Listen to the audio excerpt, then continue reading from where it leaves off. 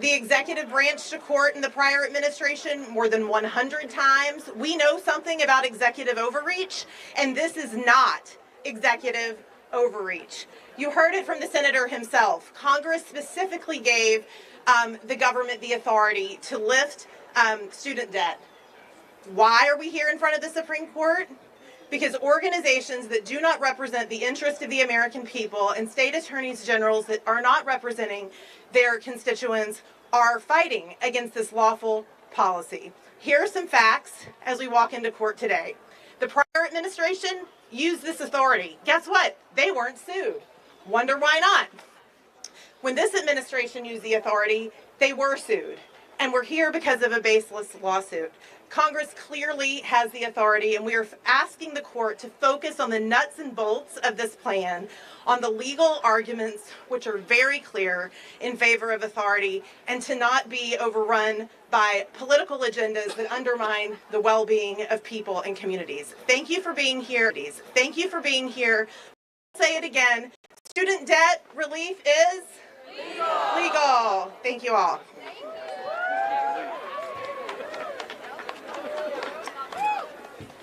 Thank you, Sky. Let's give it up one more time for Sky. Our next speaker is Congresswoman Sheila Jackson Lee. Congresswoman Jackson Lee is an influential and forceful voice in Washington. She is serving her 14th term in Congress and represents the 18th District of Texas. She fights for student debt relief to help hardworking families every day. Let's give it up for the Congresswoman.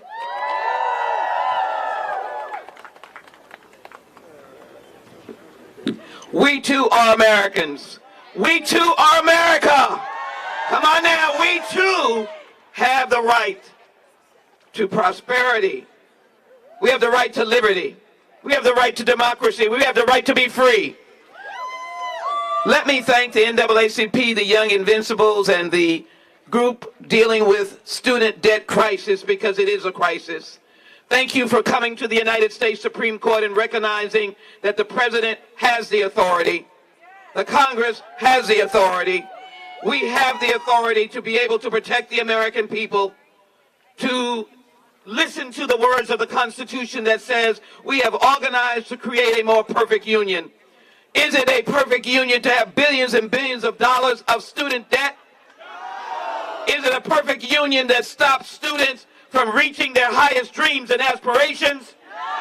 Is it a perfect order for families who are providing for young children, trying to find homes, building a nest egg, building businesses, to have major student debt that slaps them down to the ground?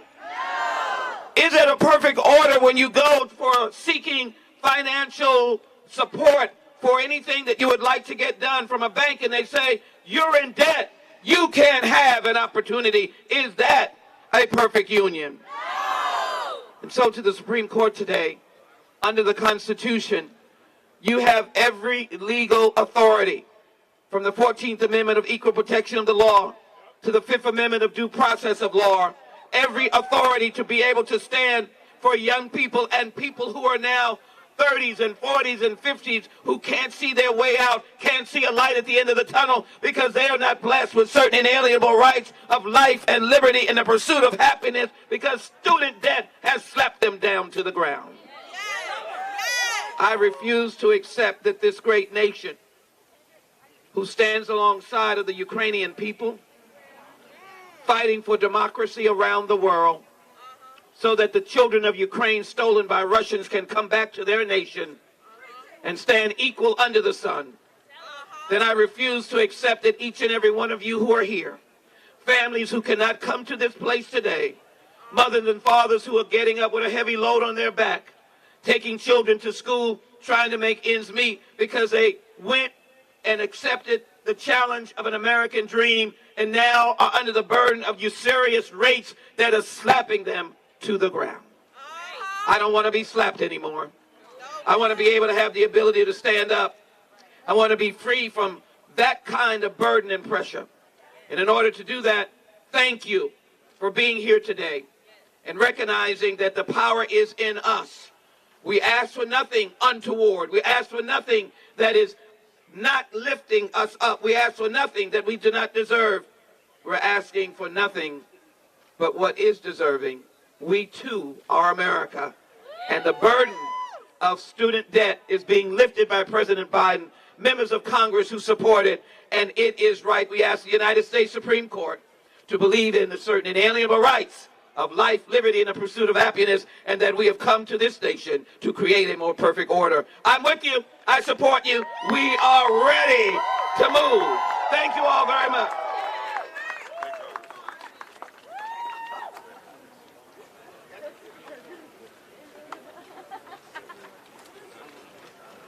So when I start this chant, I want you to know something. I had student debt. I paid my student debt off. What that doesn't mean is that I'm not in solidarity with you. There are people like me who are in solidarity with you in this time. And because of that, we are the people united, and we will not be defeated. The people united will never be defeated. The people united will never be defeated. The people united will never be defeated. The people united will never be defeated. I can't hear you.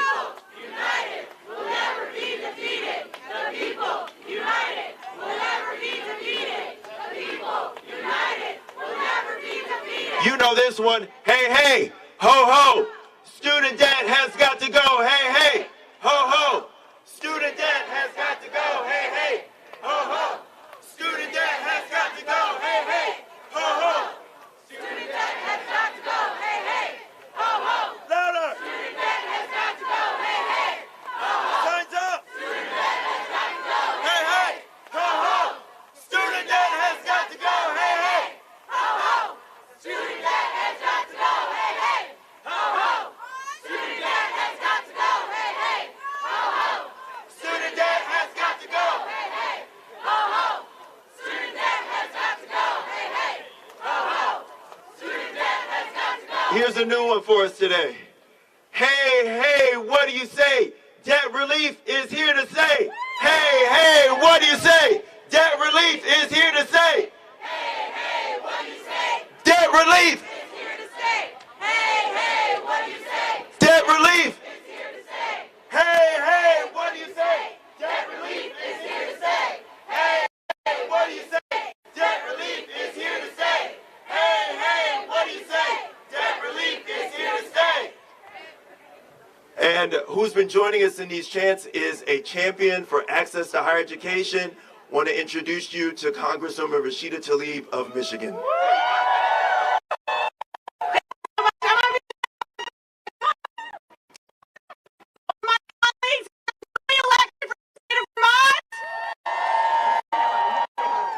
Good morning. So I want to know that I need to chant too, because I'm going to help you. I need them to hear you inside those walls. So I'm going to say it again. Hey, hey, hey. Student debt has got to go. Okay. That's why you got to give me the chance. Hey, hey. Student debt has got to go. Louder. Hey. Ho, ho. Student debt has got to go. Hey, gotta hear you. Ho, ho. Student debt has got to go. Hey, hey. Ho, ho. Student debt has got to go. Hey, hey. Ho, ho. Student debt has got to go. Hey, hey. Ho, ho. Student debt has got to go. Hey, hey. Ho, ho. Student debt has got to go. Hey, hey. Ho, ho. Student debt has got to go. Woo! So, you all know I come from the most beautiful, blackest city in the country, the city of Detroit. And let me tell you, we birth movements in Detroit, and this is a movement. That's right. And let me tell you, we don't know what's going on in sometimes the heads of those that are in power when it comes to crises like education debt for our families. But what we do know, what taught me at an early age, what Detroit taught me at an early age, is that transformative change, meaningful action in our country comes from streets, the movement, people power organizing. And it's civil rights, organizing unions in our workplace, all of it came because we all demanded it. So we can let an unelected body try to take away relief for our families that are struggling every single day, and the pandemic made it worse for them. And it's women that are even struggling even more with student debt, as you all know. We're not going to stop. They can continue to try to gaslight us, to say this or that, but we all know the President of the United States has every legal authority to cancel debt in our country. You know, these are the same people that all of a sudden won't say anything about any legal authority when it comes to corporations, when it comes to corporate greed in our country. But when it comes to helping working class people, again, people that are struggling now even more because of the pandemic. So I say to you, I know Becca and I, we come from communities that stand with you all. They really, truly do. We know this is not an end because we know just the small amount of relief that the president had authorized is not enough. And this fight is going to continue. But know this, you are speaking truth to power, y'all. And there are people in our communities that can't be standing out here in front of the steps of the Supreme Court as they hear the opening statements. But I want you to know you all are standing on their shoulders. Literally, they are watching all this happen and cheering you on. I hope you can hear them. They are cheering you on. I posted a video showing the kids, the young people. You're not kids to me, you are, I know. But young people yesterday in the pouring rain last night, standing in solidarity. And I told them then, we are all standing with you. And just know this, I've seen things come and go, you know, when folks come in office, come and go. But movement people don't go nowhere, right? They can change hands. They can, this unhinged Supreme Court can make all these decisions, but we're not going anywhere. And we're going to continue to speak that truth.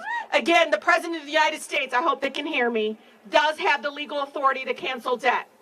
With that, again, I thank you all so much. That, Becca. Woo! So one of the reasons I wanted to be standing next to Rashida, we could not represent more different communities. I'm from one of the most rural states in the country. And what I know is student loan debt is the economic issue of our time. It is holding back an entire generation of people. It doesn't matter if you're in a rural community, whether you come from a city like Detroit, this is holding you back. It's holding the American economy back, and it's making it impossible for you to live lives of possibility and promise. And that's why the state of Vermont stands with you today. Thank you for being out here.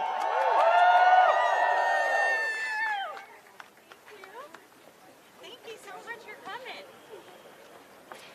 All right, everyone, let's give a round of applause to Representative Rashida Tlaib. Woo!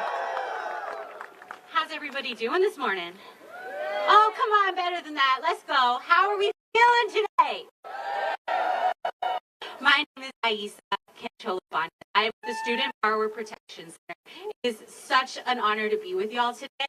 It is a privilege to be a coordinating partner for this day. You know, today is powerful. Today is historic. Never before have borrowers come from all over the country to come to the steps of the Supreme Court to make their stories front and center and to remind them that student debt is legal, student debt is popular, student debt relief is popular, and student debt relief is absolutely necessary. So I want all of us to ask SCOTUS, can they hear us? I want to say, SCOTUS, can you hear us? Again, SCOTUS, can you hear us? SCOTUS, can you hear us? Debt relief is legal. Debt relief is just. And debt relief is necessary. I appreciate y'all. You look so beautiful today. With that, we are going to introduce our next speaker, President and CEO of the Hip Hop Caucus, Reverend Yearwood. Reverend Yearwood is a minister, a community activist, and one of the most influential people in hip hop political life. We're grateful to have him as a partner in the movement to cancel student debt and to finally build an economy that works for all. Now let's give a warm round of applause to Reverend Yearwood.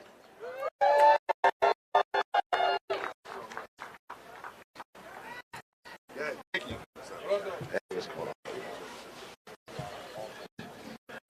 I'm so dead, straight or gay, theist or atheist divided, but we are not.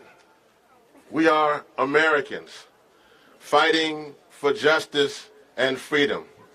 And so when the call for me to go to East Palestine with the Hip Hop Caucus to support them a primarily white community, a number of black folks in the hip-hop community went there. And I've never been hugged, actually, by so many white people in the past week in East Palestine, Ohio, which is lovely. But I had to be here with you because a lot of those folks who are in East Palestine, Ohio, while they're dealing with the effects of the petrochemical spill, with the vinyl chloride, with the idea of getting cancer and asthma and all kinds of diseases, the reality is this. They are still, many of them, dealing with student debt. So imagine the reality of dealing with a train derailment, dealing with that catastrophe, but then you're still getting calls and worrying about the debt you took out 20 years ago. That is not what it means for us to be Americans. What it means for us is to stand up right now, to come together and cancel student debt right now. And I want to say this because one thing that's so important is that I understand there's a lot of politicians. I just saw one here, Rashida from Michigan, and I know I think I saw my dear sister Ayanna from Massachusetts. There are some good folks who are over there fighting. But the reality is this. I'm not a politician. And I see a lot of folks who went to some HBCUs. I went to HBCU. Who went to an HBCU. And if anybody understands student debt, it's folks who went to an HBCU. When you had to get in line, to get in line, to get in line, just to get a loan, and then when you finally graduate, then you got to deal with the student debt after going to college. So what I understand here is that I'm not a politician, but what I understand is that either you shape policy or policy shapes you. And what I understand is this. We are sick and tired of folks who are supposed to be with us, supposed to be guiding us. So we call on this president that young people elected and young folks put in office to cancel the debt and cancel the debt right now. This is no game today. And so as I close on the standpoint of two things. One, this year marks the 50th anniversary of hip-hop. Give it up for hip-hop, y'all. And it also is the 60th anniversary of the March on Washington. And in that march for jobs and freedom, Dr. King talked about that promissory note, that every time people come to cash that check, it comes back bounced, insufficient funds. But today we come to the Supreme Court and we are saying it's time to cash the check. On the words of Rihanna, you better show me. Come on, somebody. So I say this. We are not sitting here to say free at last. That's free at last. We are standing here today, unified, black, white, brown, red, male, female, all of us, from Ivy Leagues to the great HBCUs from all across this country. We are standing here because we are saying it's time to be student debt free at last. Student debt free at last. Thank God Almighty, when we shall be student debt free at last. All power to the people. All power to the people. All power to the people. All power to the people. God bless you.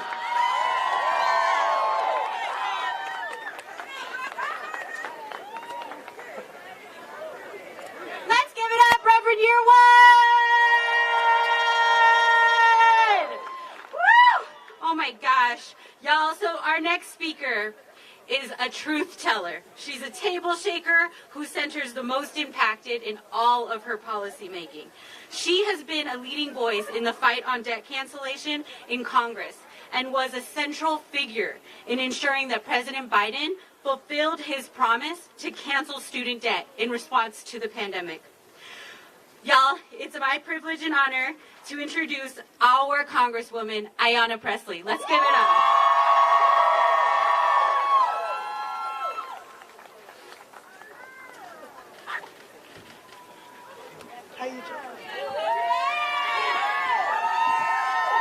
All right, well, good morning, movement family. And we truly are one human family, one movement family who recognizes that our freedoms and our destinies are tied. I woke up this morning with a lot on my mind. I woke up thinking about the grandmother who held on to my shoulders as she whispered her fear that she would be paying student loans until she died. 76 years old and owes more than she took out. Living on a fixed income, benefits garnished because of student debt she still owes. I woke up this morning with a lot on my mind, thinking about the teacher who left the profession they love because they couldn't make those student loan payments and manage child care costs for their son. I woke up this morning with a lot on my mind, thinking about the couple that bought their first home together because the payment pause gave them some financial breathing room for the very first time in their lives. I woke up this morning with a lot on my mind, thinking about my own mother and the history of Black Americans locked out of every major federal relief program, from the Homestead Act to the GI Bill, targeted by redlining, denied the ability to build generational wealth because of policy violence, and so we borrow and default at higher rates. I woke up this morning, family, with a lot on my mind. But when we start with the people, the policy is clear. The people demand and deserve student debt cancellation.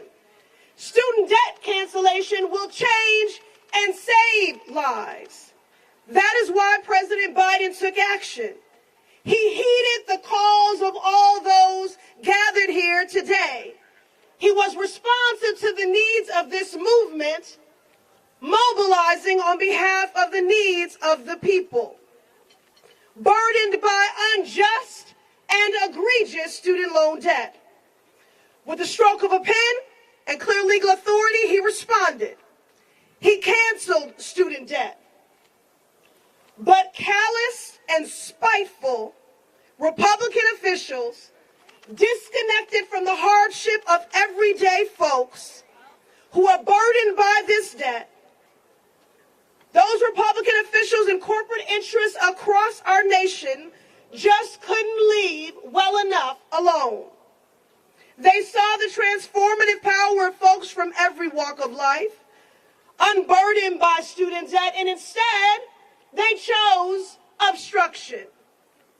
Well, I'm firmly on the side of the people, and I fundamentally believe and was taught by my activist mother, may she rest in peace and power, that the power of the people is always greater. Greater than the people in power. Greater than special interests. Greater than a broken Supreme Court. Now, movement family, we've built a relationship on honesty, so I'm going to keep it 100. The court knows President Biden has the legal authority to cancel student debt. And they have a clear and simple choice here. Uphold the law, and we can call it a day. But this court has let us down before, overturning and obstructing the will of the people.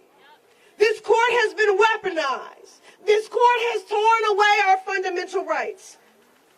But by hell or high water, we are going to get you the student debt cancellation that President Biden promised.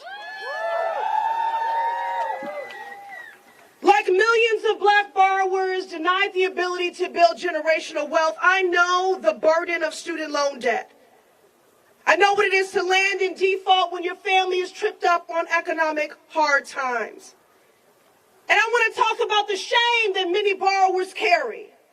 I'm beyond grateful to each of you who shared your story to make the case for national student debt cancellation. But let me be clear, the shame was never yours to carry. The only shame is that this nation has burdened families with this crushing debt, but we changed that.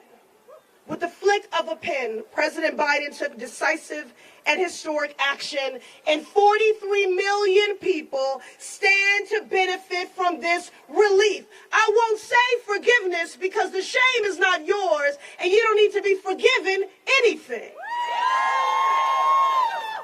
43 million borrowers stand to benefit from this relief, and 1 in 4 black borrowers to have their debt zeroed out. He used the clear legal authority that Congress gave him. He moved to change and save lives. So we're not letting up. We will stand behind the president's legal authority. We will stand up against any bad actors that try to mislead a single borrower out of the relief you demand and deserve. This is the type of transformative policy that sends ripples forward for generations. We will get the people the relief they demand and deserve. Come hell or high water, we will cancel student debt.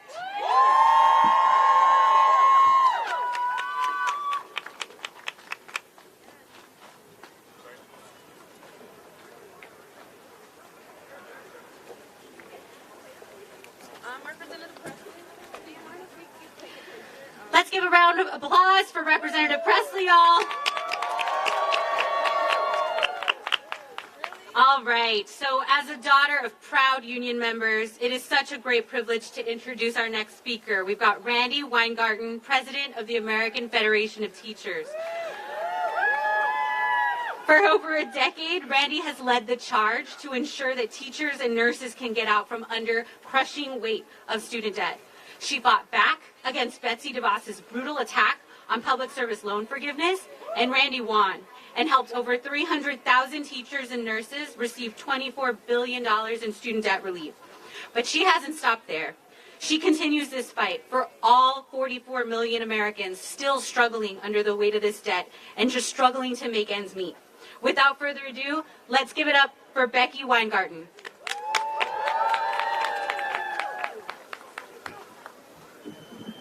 Are you ready to cancel student debt? Oh no, the judges can't hear you, particularly the judge that actually had student debt. Are you ready to cancel student debt? Do we need the Supreme Court to do the right thing? Do we need the Supreme Court to do the legal thing? So look, you know, I'm a school teacher, and I'm also a lawyer. But normally what happens is that when the government has the authority to get something done, like the Secretary of Education has the authority under the Higher Education blah, blah, blah, blah, blah law, when they have the authority to get something done, it doesn't get here. It never gets here. Because what happens is the lower courts say, here's the law, here's the authority, let's get it done. So this is my question for all of us. And I think Representative Pressley said it as well. We've watched what the cases were last year.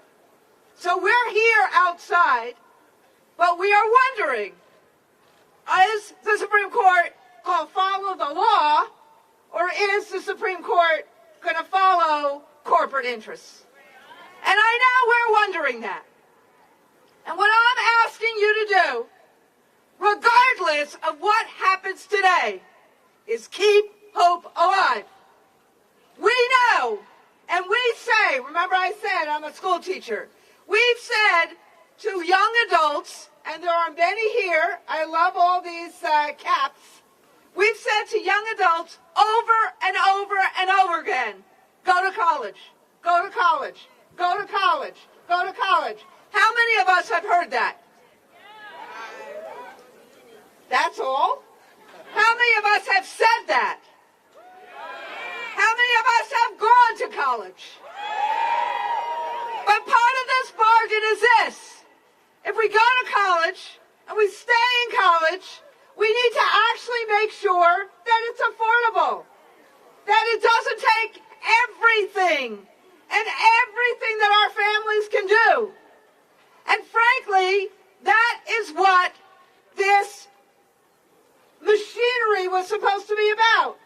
We go to college, we take out student loans that were supposed to be affordable, and we're supposed to be able to deal and thrive and pay our student loans back in an affordable way.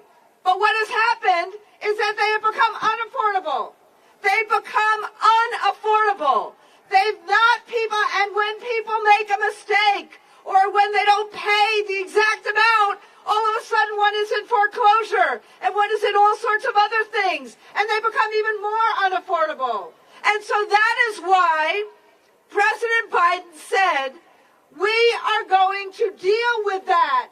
As we deal with the end of the pandemic, we're going to deal with that. We're not going to start student debt again without actually making a down payment of it. And the Secretary of Education had the right to do it. And frankly, and this is what really pisses me off, during the pandemic, we understood that small businesses were hurting. And we helped them. And it didn't go to the Supreme Court to challenge it. Big businesses were hurting, and we helped them, and it didn't go to the Supreme Court to challenge it. All of a sudden, when it's about our students, they challenge it, the corporations challenge it, the student loan lenders challenge it. That is not right, that is not fair, and that is what we are fighting as well when we say, cancel student debt. This is about the people, and it is about the people's future, and it is about all of your futures. So, that's why when I started and said, whatever they do, regardless of what they do, we need to keep this fight up. That is how we make good with the students of America. So, lots of people have talked about stories of what it means. And there are two AFT members who are with me today, Dr. Leslie Eaton and Dr. Raven Collins, who are a married couple who took on debt to work as public university professors at SUNY Cortland. They also took on debt through the Parent Plus loans to send their kids to college. So please join me in welcoming Dr. Eaton and Dr. Collins.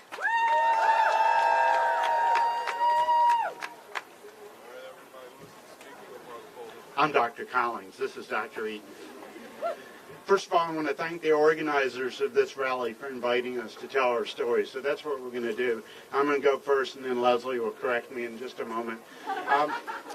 I'm blessed to be here. I'm a product of the American dream. In my 30s, as a college dropout, I realized my life wasn't going anywhere, so I decided to go back to college. And I eventually met Leslie there, who was doing the same thing. With the help of student loans, we were both able to finish our undergraduate and graduate degrees and become professors. And then when we wanted to start our careers, we were lucky to get a job at a public university in central New York. My students aren't rich. Most of them come from middle class and working class families. Their families borrow money so they can pursue careers as social workers, teachers, counselors, and they work hard. And many of my colleagues at the college who are teaching those kids are in the same shape we were in terms of student debt, trying to figure out how to pay their own loans off. I paid for years. I paid on my loans, and the balances never seemed to go down.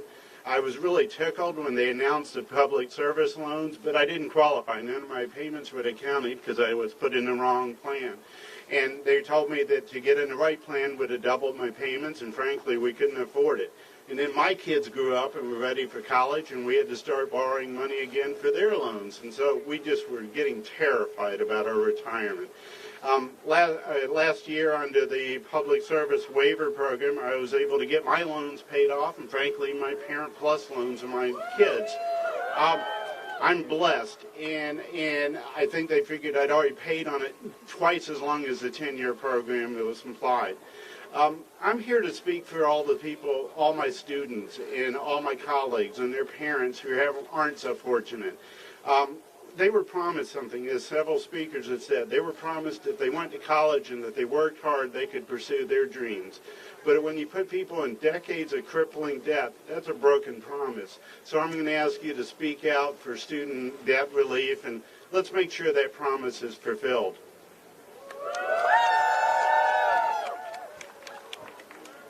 Good morning. Thank you to the organizers of this event, and I'm so glad to see so many NAACP hats on. We're members of the Youth and College Division at our college, and I'm thrilled to see you all here. I returned to college having faith that education would open doors for me and my family to a better life. And the American dream is a fierce motivator. I discovered that you can study for exams while changing diapers, you can rehearse presentations while commuting, and you can complete readings between innings at Little League games. I felt guilty every time I left my son at the daycare center, and he cried as I walked out the door. And I felt guilty every time I missed class to stay at home with a sick kid. But I pressed on, and I was fortunate. I became an expert juggler of all things space and time. I ended up graduating Phi Beta Kappa and ultimately earned a doctoral degree in social psychology from the University of California. Thank you. I could not have attended college without childcare. Regardless of the fact that our student loan system does not recognize childcare as a cost of attending college, it was definitely a cost for me to attend college, and it might be for some of you, because 1 in 5 today, 1 in 5 college students are parents also, just like I was. Financial pressure during that time was tremendous, but student loans were the only option I had to pay for that childcare. And I'll be forever grateful that those programs existed. Allow me to add, though, that our child care center at that time, which was many years ago, had a 1 to 2 year long waiting list. They've known for a long time that there are parents who go to college to make a better life for their kids as well. I now understand that there was a huge unmet need there. And as a professor, I've had the privilege to talk to many students who are also parents and entered college in a non-traditional path as well. On Friday, I spoke with Jordan, a college student that commutes 30 miles each way from Syracuse to come to our college in central New York weather to attend classes. She's worried about her student loans too, because her 9-year-old will go to college not long after she graduates. Our own kids' college experience was marked by catastrophic economic downturns, as are many of you and your brothers and sisters. My son Ryan was a second-year undergraduate student during the 2008 financial crisis. That's when the state of New York furloughed college professors' salaries to help cover the expenses that the state needed to fulfill. My son Jeremy was an undergraduate during the COVID-19 economic crisis. For borrowers like us, these crises are impossible to overstate.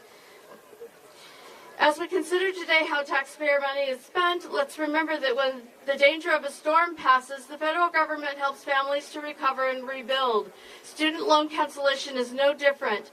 It will help families recover and rebuild after the pandemic. It will help protect borrowers from falling back into economic distress. This assistance is needed, it is necessary, and it is equitable, and it is just. Thank you.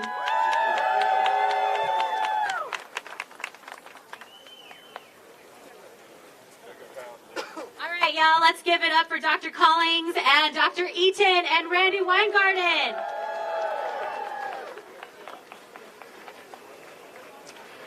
All right, y'all. So our next speaker, I'm so excited.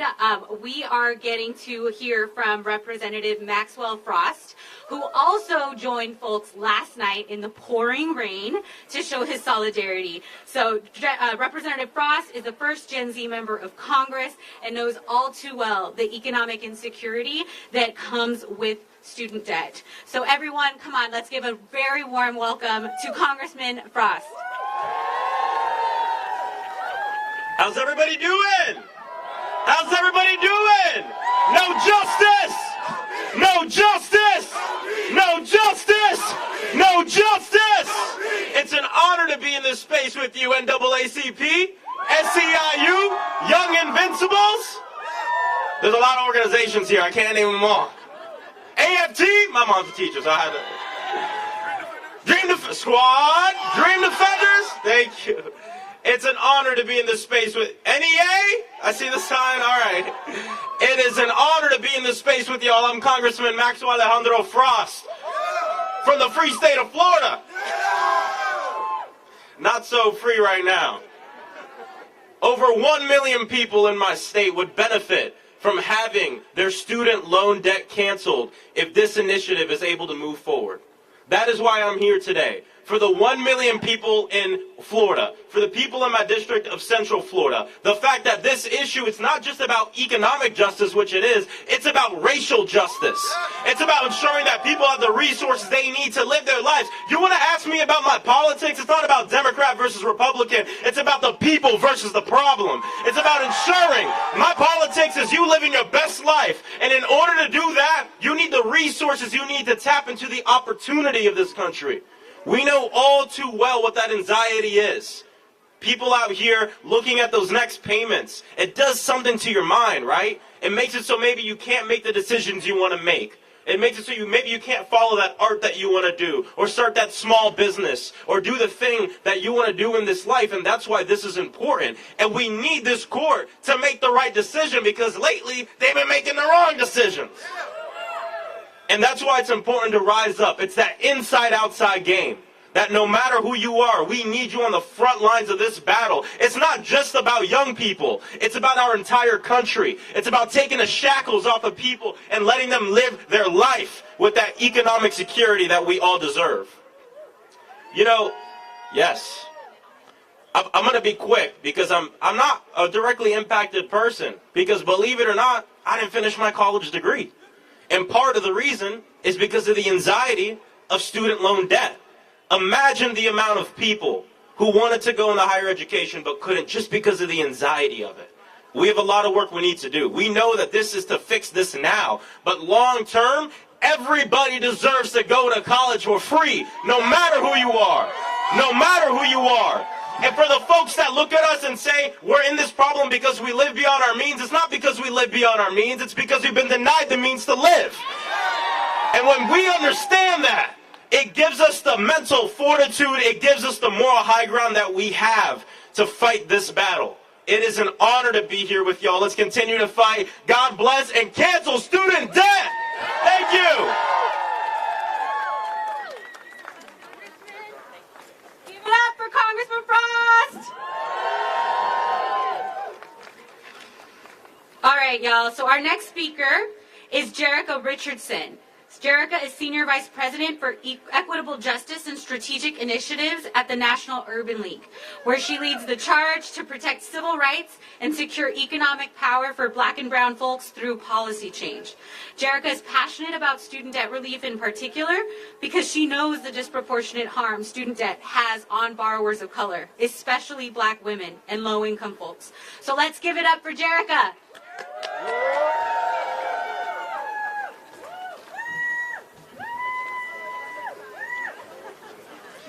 Good morning, everyone. Oh, I know you can do better than that. Good morning. Look, I've been so inspired by what I've heard today. And, you know, just hearing from the congressman, that's the type of leadership we need here in Washington. That's why we're here today, to create opportunities for our people. And so, you know, I'm honored to be part of this diverse coalition organizing today's rally. I am Jerica Richardson, and I hail from the National Urban League. And on behalf of our president and CEO, Mark H. Morial, and the 90-plus affiliates we have across the country, and thousands of volunteers, as well as 8 million vulnerable American borrowers who would literally drown in student debt if payments were to resume without any cancellation. That's who we're here today. That's why we're here today. And so make no mistake, this nation is in crisis, and inaction is not an option. As a black woman who has dedicated my life to public service, equity, and justice, working in federal, state, and local government bodies before joining this civil rights organization, I know the crushing burden of student loan debt all too well. You see, like many black people and others from marginalized communities, I was taught that in the absence of privilege and generational wealth, higher education was the pathway to helping my people and to achieving the American dream. So let's look at the numbers. Black borrowers are among the groups most negatively impacted by student loans. Black women are the most likely of any gender group to have student loan debt. Roughly 1 in 4 black women like myself have student debt compared to 1 in 8 white men. When I had graduated with my Juris Doctor from one of the prestigious law schools in this land, I left with my diploma in hand and stepped into the workforce with $150,000 in student debt. So let me tell you, for 15 years, I struggled to keep my head above water, to pay off this debt and all the interest that accrued. And I'll tell you what happens when one's dreams are deferred because of student loan debt.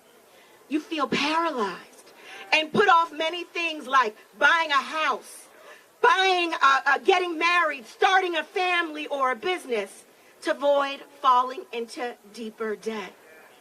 And look, thankfully, the Biden administration's actions during the pandemic in implementing the public service loan forgiveness waiver addressed years of bureaucracy, simplified the qualifications for Americans who pursued careers in public service, and freed me from the remaining shackles of my student loan debt. So my then fiance and I bought a home, got married, and we are starting our family. That's what happens if we continue to fight for this today. We must cancel student loan debt. And while I am thankful that my American dream is no longer deferred, we must do more to ensure that all Americans still crippled by student debt finally find relief, especially during these challenging times. So to the scores of politicians and business owners, and even the plaintiff in today's case, who have sought to deny hardworking borrowers relief despite happily and personally benefiting from similar emergency relief efforts like PPP loan forgiveness plan, your hypocrisy is glaringly on display and will not be forgotten. Folks, we can't sit idly by and watch the promise of America fade away for those who have worked so hard to achieve their dreams after skyrocketing tuition, predatory lending, for-profit schools taking advantage of students, and government bureaucracy. So we will not wait. Now is the time to help Americans achieve the middle class that they have worked for by what? Canceling student debt. So in closing, I urge the nation's highest court to uphold the will of the American people and affirm this legal measure for student debt relief. The time to act is now. Cancel student debt. Cancel student debt. Cancel student debt. Cancel student debt. Thank you.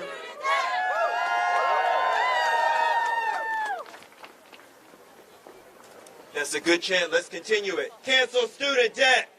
Cancel student debt. Cancel student debt. Cancel student debt. Cancel student debt. Cancel student debt now. Cancel student debt now. Cancel student debt now.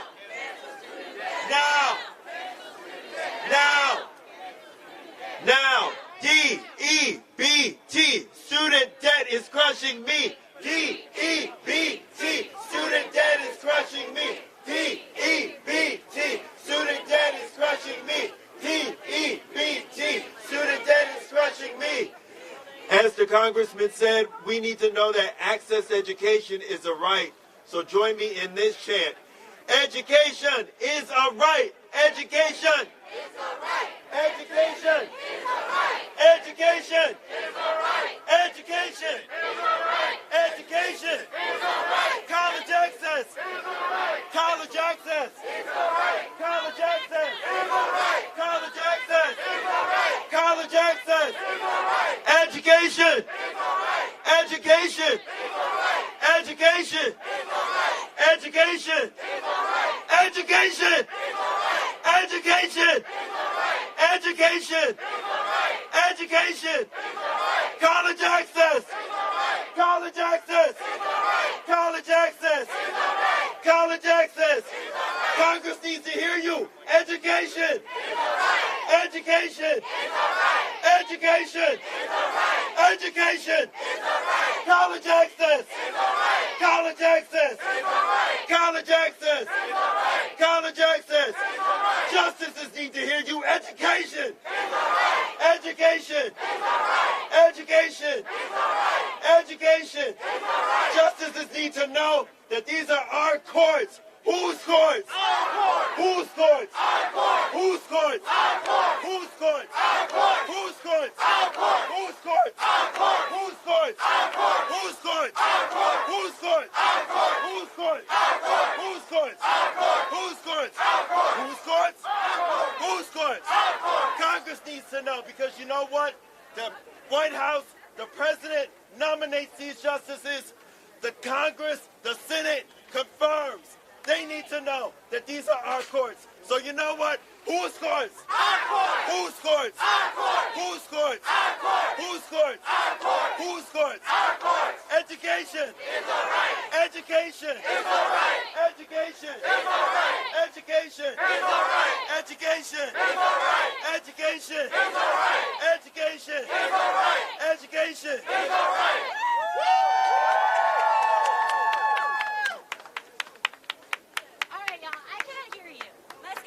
Give me a round of applause. Let's go. Let's get some energy. Here we go. Come on. I know we have it's chilly outside. I want to remind everybody we got coffee, we got donuts. If you need to sustain yourself, sustain your soul for the fight, for the movement. All right, y'all. Thank you, Cedric, for leading us in those chants. Can we get a round of applause for Cedric?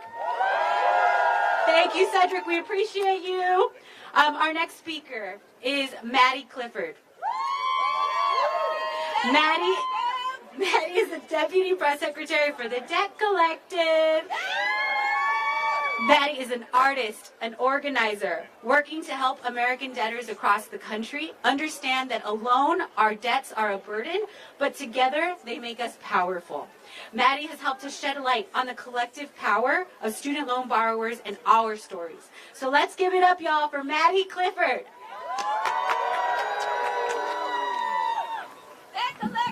Hey everybody, how y'all doing? You good? I'm so happy to be here. Thank you so much for having me. So my name is Maddie Clifford. I'm a writer, I'm a musician, and I'm an organizer with the Debt Collective. And we're the nation's first debtors union. Okay, look us up, Strike Debt on Twitter, plug. So in the past, if you would have asked me what it's like to be $120,000 in student debt, I would have told you that it's almost like having an anchor dragging me into despair and shame and loneliness. I moved in the world differently because of my debt. See, people who are debt-free don't really understand, right? It's different. And this really impacted the way I showed up in my community and as a teacher, having this debt.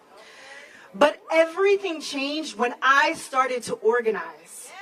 through research, through conversations, and through collective action, my individual debt experience began to unravel from one of isolation to one of connectivity. First of all, there are 45 million of us. Let me say it again. There are 45 million of us. 2/3 of student debt is held by women. Just think about that for a second. And black women are disproportionately burdened by student loan debt. Because black families have been systematically barred from building generational wealth in this country, we end up paying more for college. But the gender wage gap also limits our chances of earning as much as our white counterparts. We literally pay more for the same degree. More. That is called a poverty tax, y'all. Poverty tax. Once I started to have conversations with other people, I began to see my debt differently. I began to understand how absurd it is to blame individual borrowers for the student debt crisis. Doing so obscures decades of unjust policy. The history of black people in the United States is one of being systematically barred from pursuing education. And you know what? Student loan debt is a contemporary manifestation of that legacy. Okay, we need to talk about this. President Biden has taken a step in the right direction, a step towards remedying some of the harm. But make no mistake, student debt relief is legal. It's so legal, and still today the Supreme Court will be hearing lawsuits against it? What? These lawsuits are bogus, literally backed by right-wing billionaires. Look it up, rich people who've happily accepted government handouts in the form of having their PPP loans forgiven or receiving government subsidies. Does the government work for them or does it work for us? That's my question. Okay, so if you ask me now what it feels like to be $120,000 in student loan debt, I say it feels like solidarity. It feels like power. If one person owes the bank, that's not one person's problem. But when 1 million people owe the bank, that's the bank's problem, okay? We cannot pay back this debt. It shouldn't even exist in the first place. And if the federal government can issue a debt, they can have the power to not collect on it. Think about it. I am calling on the Biden administration to do everything in their power to fight for working class families. When I say alone our debts are a burden, but together they make us blank, I want you to say powerful, okay? Alone our debts are a burden, but together they make us powerful. Together they make us powerful. Together they make us powerful. Thank you so much. Have a beautiful day.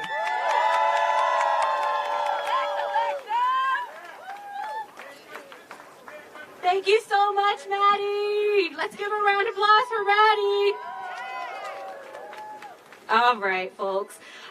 So our next speaker, we will hear from Jalen Urban, Director of Campaigns at the Center for Responsible Lending.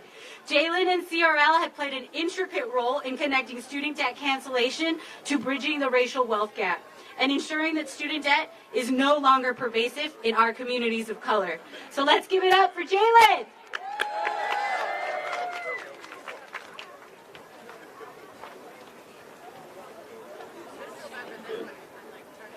Good morning. Good morning. Now let me get some energy. Good morning. Good morning. Let me get a little bit louder because they're about to cancel our student debt. Good morning. Good morning. There we go. My name is Jalen Herbert. I serve as the Director of Federal Campaigns for Center for Responsible Lending, CRL for short. CRL joined the fight more than a decade ago, wanting to bridge the racial wealth gap, ensure that borrowers have a fair, inclusive, and equitable and affordable student debt repayment system. For many borrowers, student debt has prevented them from starting families, purchasing their first home, and living their version of the American dream. Let me ask you a question. What is the cost of an education? What does it cost one to continue their education after 12 years of receiving a free education? For some, the research shows that it costs them a decade of debt. For others, it will cost them living paycheck to paycheck. It costs our elders to have their retirement and Social Security checks garnished. Research conducted by CRL shows Black women and Latino borrowers typically have higher student loan balances than white women, making their student loan repayments more difficult. Women carry about 2/3 of the $1.7 federal trillion student debt, with Black women holding more than twice as white women. and more than 50,000 in undergraduate student debt. Student debt is a multi-generational issue that prevents borrowers of color from the ability to create and obtain wealth. Because of years of structural racism, inequality, income inequality, and persistent labor and credit market discrimination, the average black borrower still owes 95% of the original balance after 20 years of repayment. So again, I ask, what is the cost of education? The reality is that those that are holding up student debt relief already know that 44 million families are being impacted today. They already know that we must not allow that to happen anymore. It is our right to a fair and inclusive repayment system. It is our right to ensure that the next generation of scholars do not have to live 20 years after receiving their degree. So, let us allow them to live their American dream. Today we stand here at the Supreme Court asking them to stand with us in advocating for student debt cancellation. For far too long, our federal student aid system has failed the American people, but not anymore. After research, reports, and advocacy, President Biden, Secretary Cardona stood with us, the American people, and reformed the federal student aid system. We have seen a reform in the public service loan forgiveness program and a rule change in income-driven repayment, but we cannot just stop there. We must forgive the student debt for borrowers first. Then we must restart payments. It is our duty to ensure that when one achieves their higher education, they are no longer burdened by the repayment. And that is the cost of an education. The mere ability to use your degree to achieve your American dream and to make the world a better place, all while not having to worry about how to make your student loans monthly payment 20 to 25 years after graduating from college. Today at our nation's court, we urge the court to acknowledge the legality of the plan as soon as possible as we work to ensure that there is a student debt-free relief, an equitable, a fair, inclusive student debt repayment system. Cancel student debt today.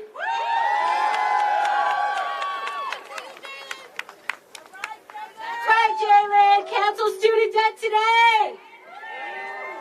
All right, y'all, so I just heard from the Supreme Court justices, and they said they can't hear us out here. So I said, okay. So let's go with SCOTUS, can you hear us? SCOTUS, can you hear us? Cancel student debt now! I said cancel student debt now! Cancel student debt now! I think they heard us a little bit. All right, y'all. So next we have Reverend Dr. Starsky Wilson, who is president and CEO of the Children's Defense Fund, an organization that envisions a nation where marginalized children flourish. Leaders prioritize their well-being, and communities wield the power to ensure that they can thrive. In Reverend Dr. Starsky Wilson's work, he witnesses firsthand the full family and community impact of student debt. And we're lucky to have him in this movement alongside us. So please welcome to the stage Reverend Dr. Starsky Wilson. Good morning, family. Good morning, family. My name is Starsky Wilson. I am excited to be here with all of you to feel the energy coming from students, from families across the country who understand that canceling student debt now is absolutely necessary. It is legal, and it is morally just to do right now. And I come standing in solidarity with the Center for Responsible Lending, standing in solidarity, throwing in with the Dream Defenders, throwing in with the NAACP Youth and College Division, throwing in with the Young Invincibles to say this is necessary. Let us say necessary. It's legal. Let's say legal. And it is morally just. Let us say it's morally just. And I come as, I must admit, a preacher, to declare that this is the year of Jubilee. What do I mean? We say canceling student debt is indeed necessary because we feel the power and the promise of the people. And we were raised in a nation where we were told to do three things. Your mama told you this, my mama told me this, that you've got to work hard. And we worked hard. Didn't we work hard? We were told to defer gratification. Then we put off some things until later. And then we were told to get an education. Work hard, defer gratification, and get an education, and you can do and be anything in America.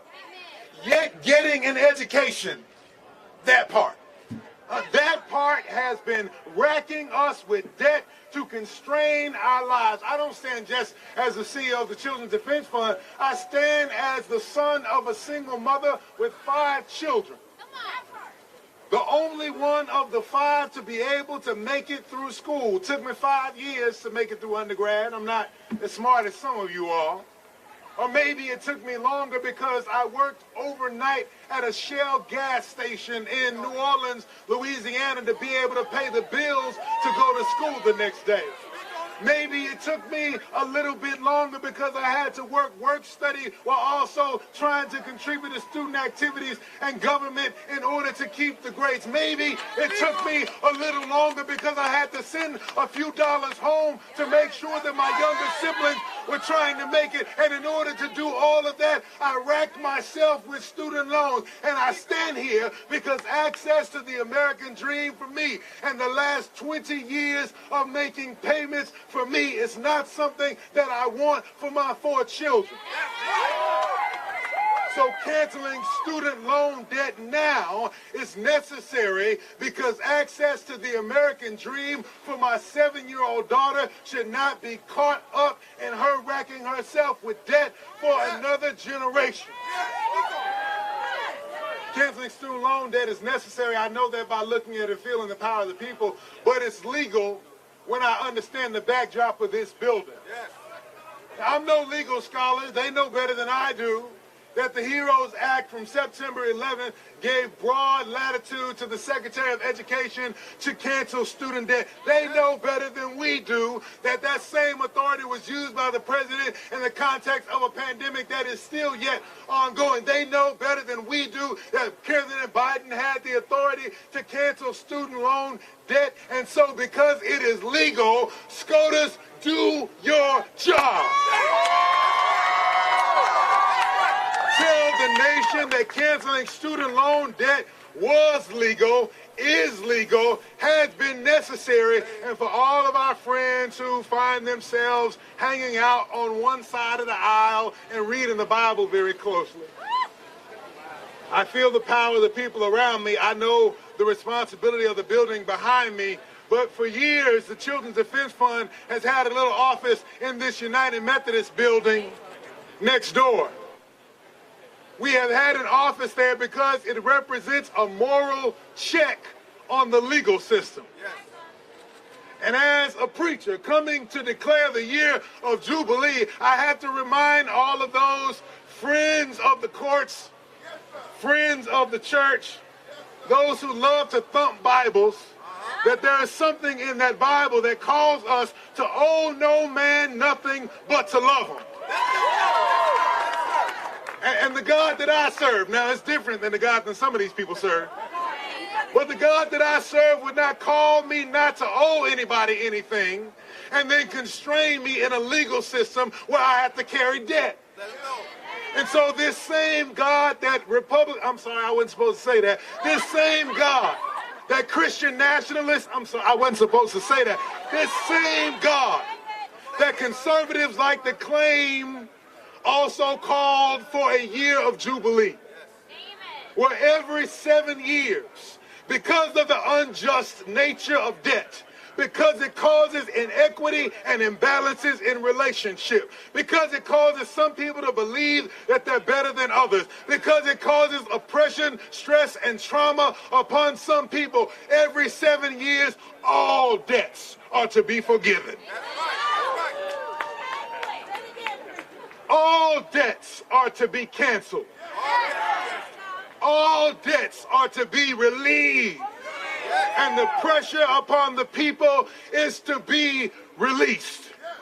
And so what we came here to declare, for those people who only hear the argument of the American dream, is that if that dream is to be fulfilled in a new generation, then canceling student debt when? Now! It's necessary.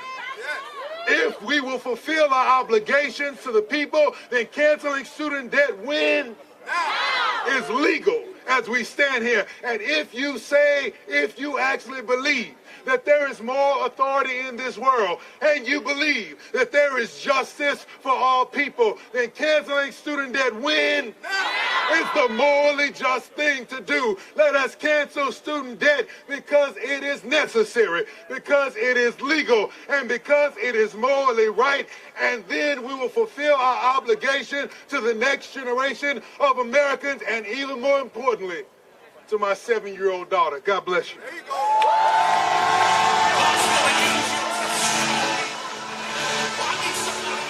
I need a better round of applause than that for Reverend Arthur. That was incredible. That was incredible.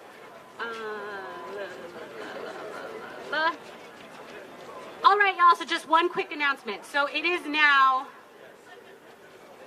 10:16. Oral arguments have officially begun.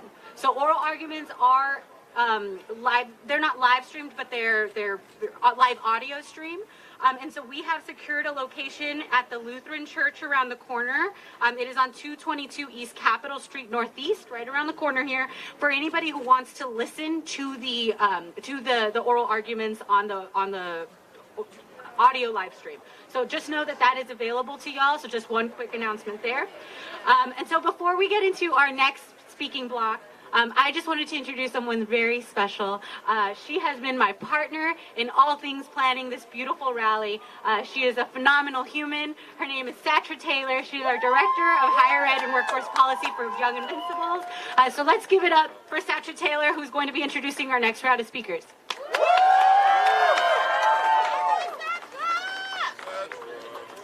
What's up, y'all? Listen, I need y'all to get high. What's going on? I first want to just take a moment and just pause. Can we just look around, look at your neighbor? I'm going to take from the Reverend. Look at your neighbor and just give yourself a round of applause because y'all showed up today. Y'all showed up. Y'all got up early. It's cold. I'm tired. I'm hungry. But we're here today to let them know to cancel student debt and to cancel it when? When?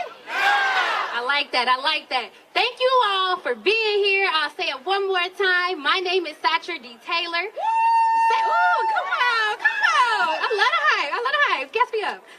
My name is Sasha D. Taylor. I am the Director of Higher Education and Workforce Policy at Young Invincibles. And to be honest, y'all, it is an honor to be here today.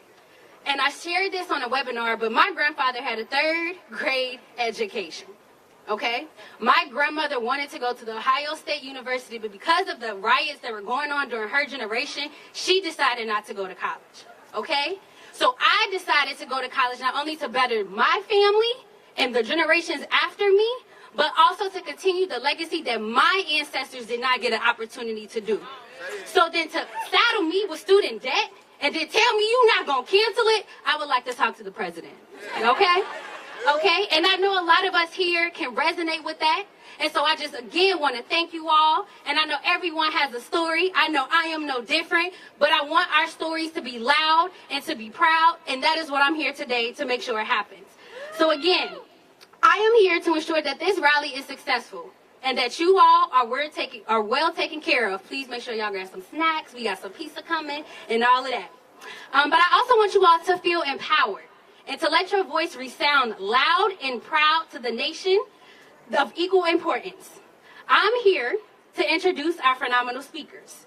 And I am honored to introduce this next speaker, whom I met as a field organizer at NAACP's Youth and College Division.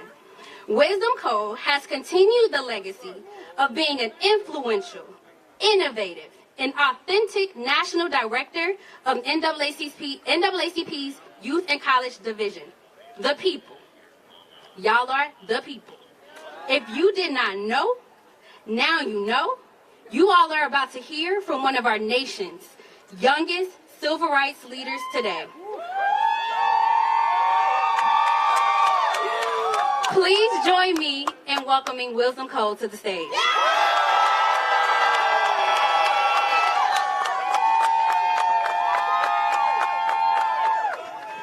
What's happening, people? How y'all feeling? How y'all feeling? Look, right here. You know, there's something we do in the NAACP. When I say fired up, say ready to work. Fired up. Ready to work. Fired up. Ready to work. Fired up. Ready to work.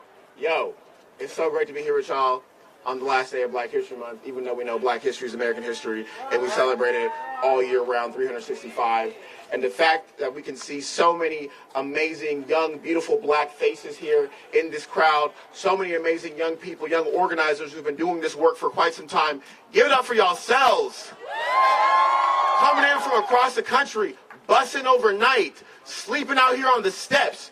Y'all are really down for this movement. Okay?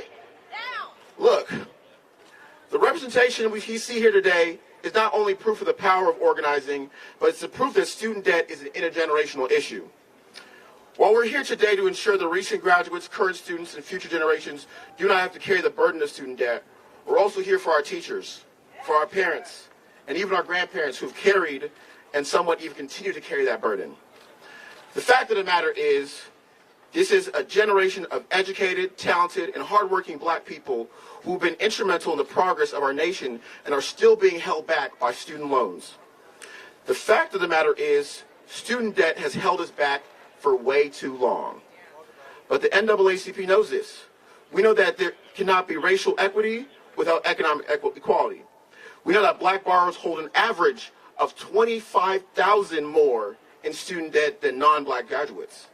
As we understand that, as with this issue, Black women take on the most substantial burden with an average of more than $41,000 in student debt. $41,000 in student debt. That don't sound equitable to me, y'all. We know that education is supposed to be the key to our financial freedom, not the barrier. But here, we stand on that today, saddled with an unbearable burden. That's why the NAACP believes in addressing the student debt crisis is essential to closing the racial wealth gap. That's why for over the last 10 years, young people have been coming to D.C.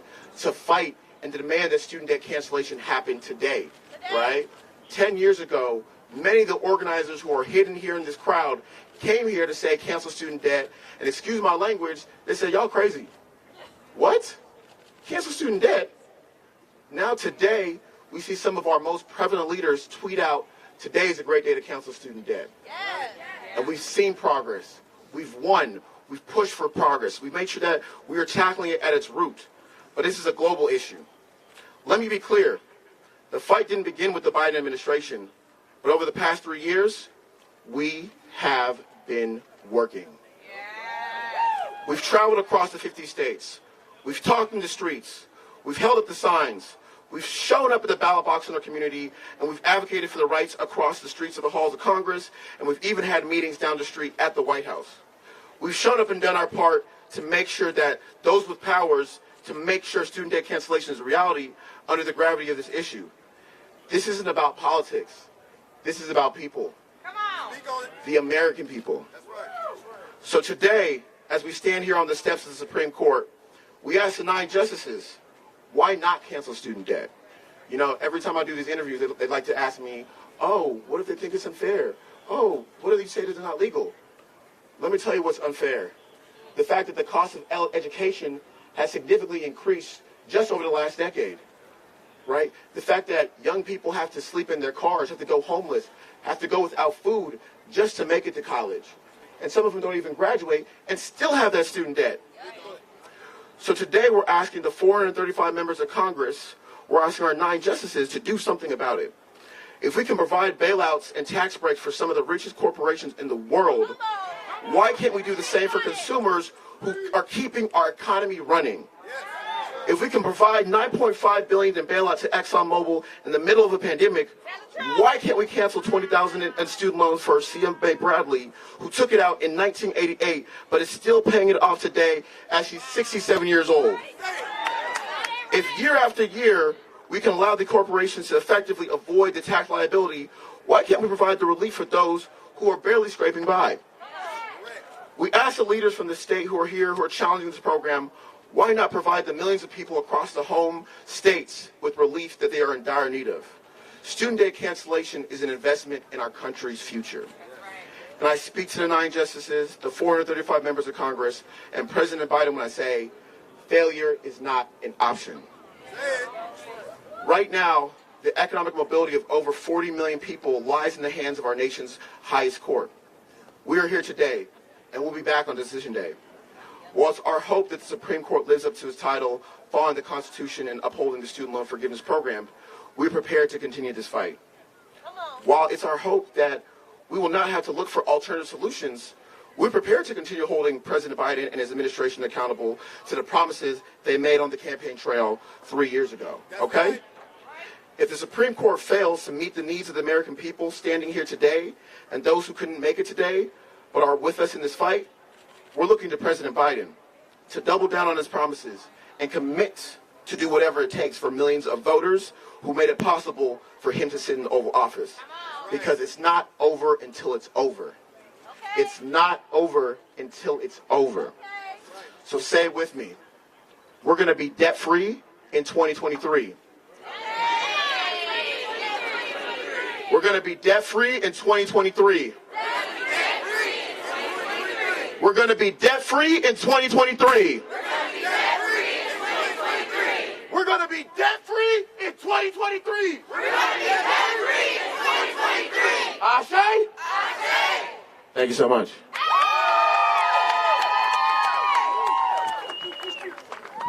Thank you, Wisdom. Next, we'll hear from Juan Romero Sarmiento. Sorry, Juan. Juan is a first-generation college student from a mixed-status family. He deeply believes the promise of higher education is increasingly out of reach for working and middle-class Americans, and Cancellation is a step toward ensuring individuals can reach their full potential, particularly in light of the economic impact of the pandemic. Let's give it up for one of my favorite colleagues, JRS. Buenos días. Es un placer estar aquí con todos ustedes. Primeramente quiero reconocer el honor de encontrarme aquí lado a lado todos ustedes ante el Tribunal de los Estados Unidos y hacerlo en español. Me llamo Juan Ramiro Sarmiento, vocero nacional de Young Invincibles. Soy el hijo de migrantes y uno de los 44 millones de prestatarios en este país. Hoy estamos aquí para proteger la dura victoria que ha sido el programa de cancelación de deuda estudiantil.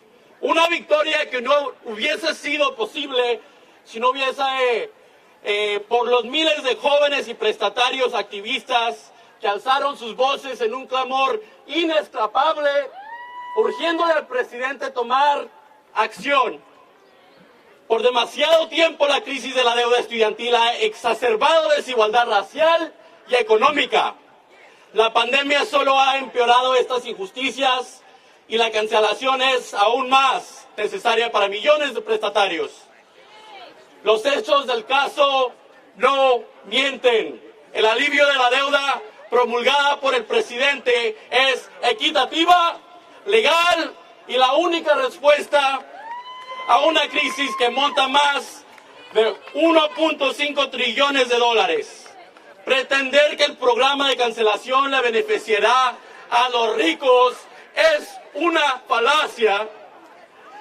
Es cruel jugar política con el futuro económico de millones de prestatarios. Por definición, los estudiantes que están ensillados con deuda estudiantil son los que no tuvieron los recursos para pagar sus propios bolsillos. Casi la mitad de los estudiantes y los prestatarios del PEL son de primera generación. Siempre nos dicen que la educación es la llave al avance económico y social, y al mismo tiempo nos niegan el más mínimo de alivio de deuda mientras le perdonan cientos de miles a los beneficiarios del PPP. I know you understood that, PPP. Nos dicen alivio para los ricos y batalla para el pueblo. Nosotros, el pueblo. Esto va más allá que una demanda legal. Esto se trata de una promesa no cumplida de respaldar la educación libre de deuda. Hoy en día, una educación universitaria es casi inalcanzable. Para la clase media y la clase obrera de este país. Y aún así tienen el descaro de torcer la realidad y decir que este es un beneficio a los ricos.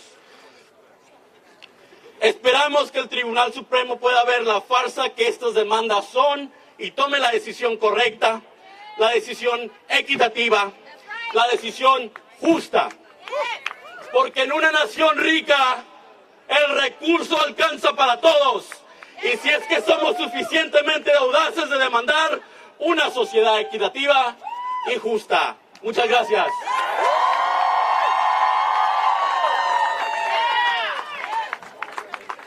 All right, y'all. It is an honor to introduce this next speaker. They do not need an introduction.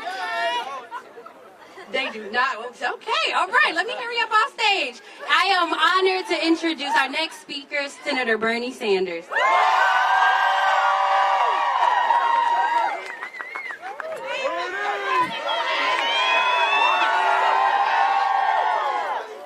Today, we have a pretty simple message for this reactionary Supreme Court.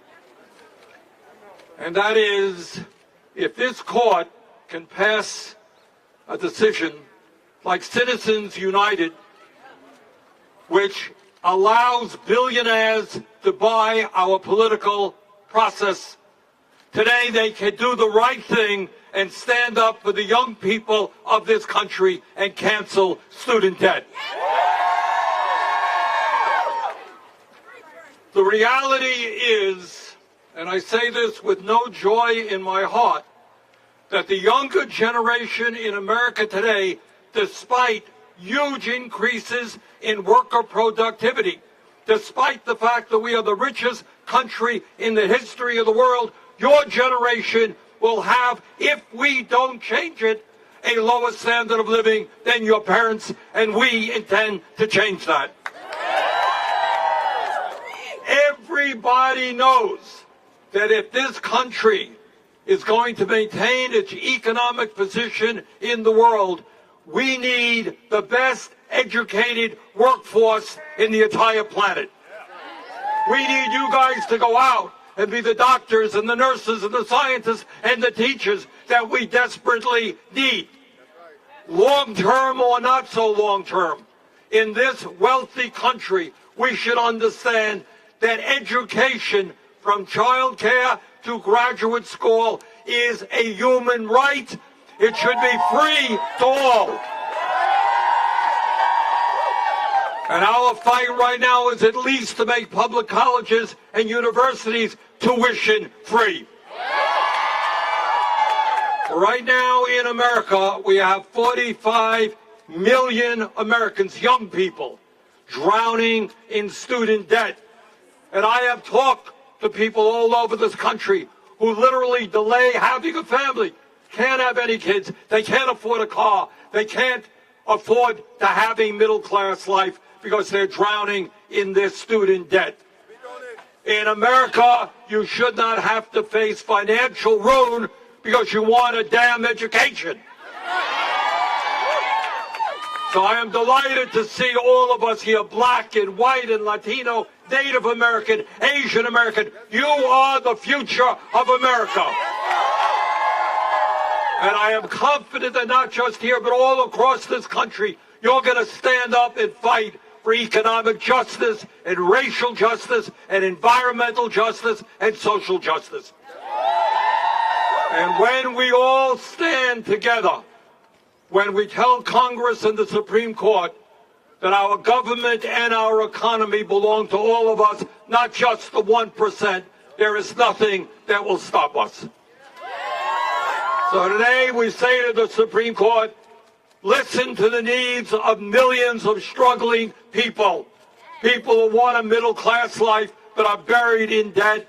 Do the right thing. Support Biden's proposal. Cancel student debt. Thank you all very much.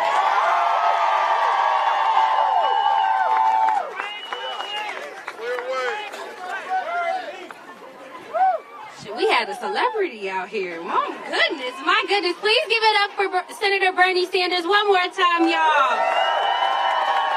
Thank you so much for your unwavering support. Next, I have the opportunity to introduce our next speaker, Mayor Quentin Lucas, who is joining us all the way from Kansas City, Missouri. Can we give it up for the mayor? Where state politicians, y'all, are actively leading the charge against debt relief for millions of borrowers, including the residents that he serves. Mayor Q is a former student loan borrower himself and has been at the forefront of the fight to cancel student debt because he sees firsthand the economic toll it takes on our communities. Let's give it up for Mayor Q. All right, y'all. How y'all doing? Are y'all feeling a little cold? But we gonna warm up each other. I'm gonna steal from my brother. Fire it up! Fire it up! So let me tell y'all why you got this mayor from Middle America here. Any of y'all from the Midwest, by the way. All right, I got my Midwest people.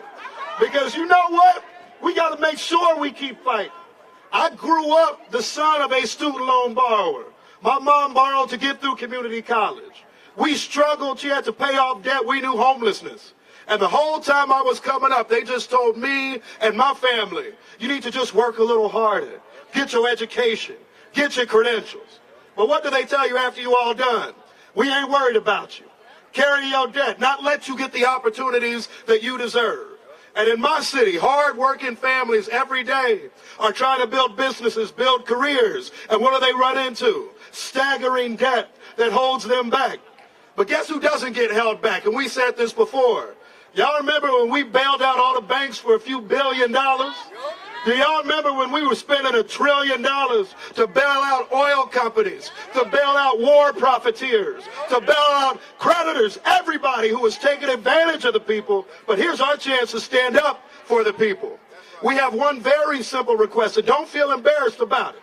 We need to tell the Supreme Court, we need to tell Congress, and we need to make sure we remind our president that canceling student debt is what is important, what is equitable, and what is right for America. One other thing that I'm going to say, and I promise I'll get out your way, is this. I talk to people all the time, and they say, it's unfair. Let me tell you what is unfair in the world. People getting paid less for the same work, particularly black women in our country. What is unfair? Young people not having access to adequate housing. People getting held out in the economy. What is fair is making sure that we take care of the people. I graduated from school with a whole bunch of debt. Let me tell you this. I want to cancel student debt more than anybody. I know the struggle, I know the work, and I know more than anything, we need to give you an opportunity to build your life up, open businesses, hire black and brown people, make sure that we are paid adequately and fairly, and more than anything, that we have a country that works for us, not against us. So y'all have warmed me up today. I am fired up. And I'm fired up, and I'm ready to do what? Fired up? Fired up? Let's go cancel student debt. Thank y'all so much.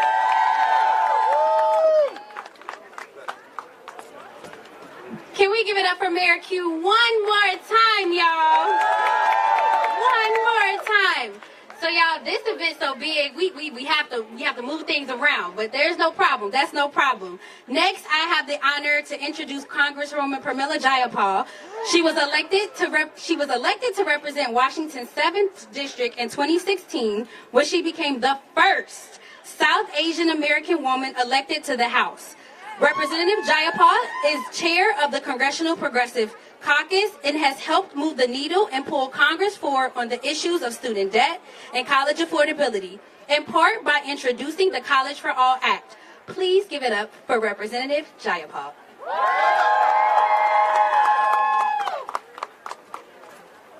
Good morning. Good morning. Thank you all so much for being here. Are we ready to have this debt canceled the way that President Biden and the movement said it would be? We are not going to let the Supreme Supreme Court stand in the way. And let me tell you something, I'm an organizer for immigrant social economic justice for 20 years before coming to Congress. And what I know is that our fight doesn't end because the Supreme Court says one thing or another. Now, we think we have the best arguments possible, and you're going to hear a lot of numbers today. But I want to talk about people. Everyday, working, poor people whose financial fates are being argued today. We are fighting for those in dire need. 90% of borrowers earn less than $75,000 a year. We are fighting for people who are building better lives, being able to start businesses, even have their own families. We are fighting for the young, for senior citizens, and everyone in between, because this crisis is so massive that seniors are entering retirement with student debt. We are fighting for Blue America, Red America, and Purple America. Did you know that 12 million borrowers live in districts represented by Republicans who have filed the amicus brief against this case? What do you say to that? Shame on them. Shame on them. They say, let this student debt crisis cripple people. We say, not on our watch. That's right. This is about freedom. It's about economic justice. It's about racial justice. 90% of black students and 72% of Latino students are in debt. Not because they deserve to be in debt, but because their wages are lower, because they don't have the same opportunities, because we have institutionalized racism in our systems that prevent people from earning what they need to earn. And they are more likely than their white classmates to still have that debt 12 years later. Now, if the court strikes down canceling debt for Pell Grant recipients, they are upholding the racial justice wealth gap that is tearing this country apart. That's going to be the legacy of this Supreme Court. And that's why I'm honored to chair the Congressional Progressive Caucus. We have 103 members. It was founded originally 20 years ago by Senator Bernie Sanders. And now we have 103 members. That's almost 50% of the Democratic caucus. We have made this our priority with you. And I am so grateful to this diverse, amazing coalition of groups that has come together to make sure that we cancel student debt. And when you feel uncertain about the future, when you wonder if what you have done, what you've been fighting for, what you've been organizing for is making a difference, let me tell you that 5 years ago, this wasn't even on the main stage. There was no chance that we would have a president that was going to cancel student debt. But it is because of you, the movement outside Congress and inside Congress, that we have been able to get to a point where President Biden understood the need to cancel student debt and move forward this executive order that would help tens of millions of people. Now, we're not done yet, but I want you to think about the consequence of your organizing and to be sure that you know how important it is that we continue to fight for this. The very last thing I want to say is the Republicans are saying that they don't want this debt canceled, that somehow it's a handout. Well, let me tell you this. There are Republicans who have individually had over $1 million, over $2 million, over $3 million in government PPP loans. So how hypocritical is that? They're fine with canceling their loans, but they don't want working people and poor people and black and brown and indigenous people to have student debt canceled, which is something that we do to invest in our young people. So let me just say, this is about justice. Say it back to me. This is about justice. This is about freedom. This is about economic security. This is about our future. Let's cancel this student debt. Let's keep the movement going, and let's bring justice to everyone. Thank you all so much.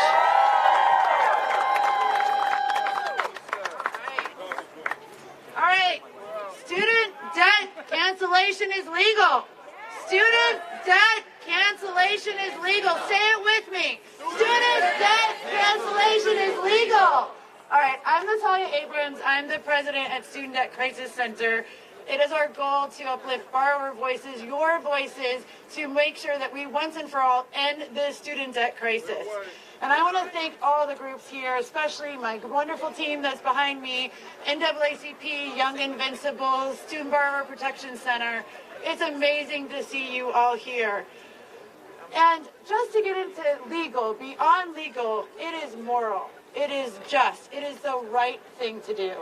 And at Student Debt Crisis Center, when we started over 10 years ago, we asked you to share your story.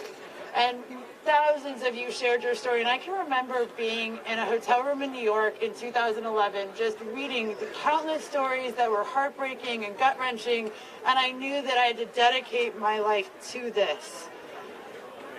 And I just want to say that, like, this, we knew this was the moral thing, and we had to fix this broken system and cancel that damn debt.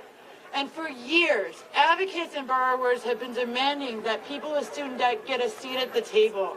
And millions of you have spoken up. You've signed petitions, you've shared stories, you've attended town halls. You have gotten loud and made sure your voice has been heard.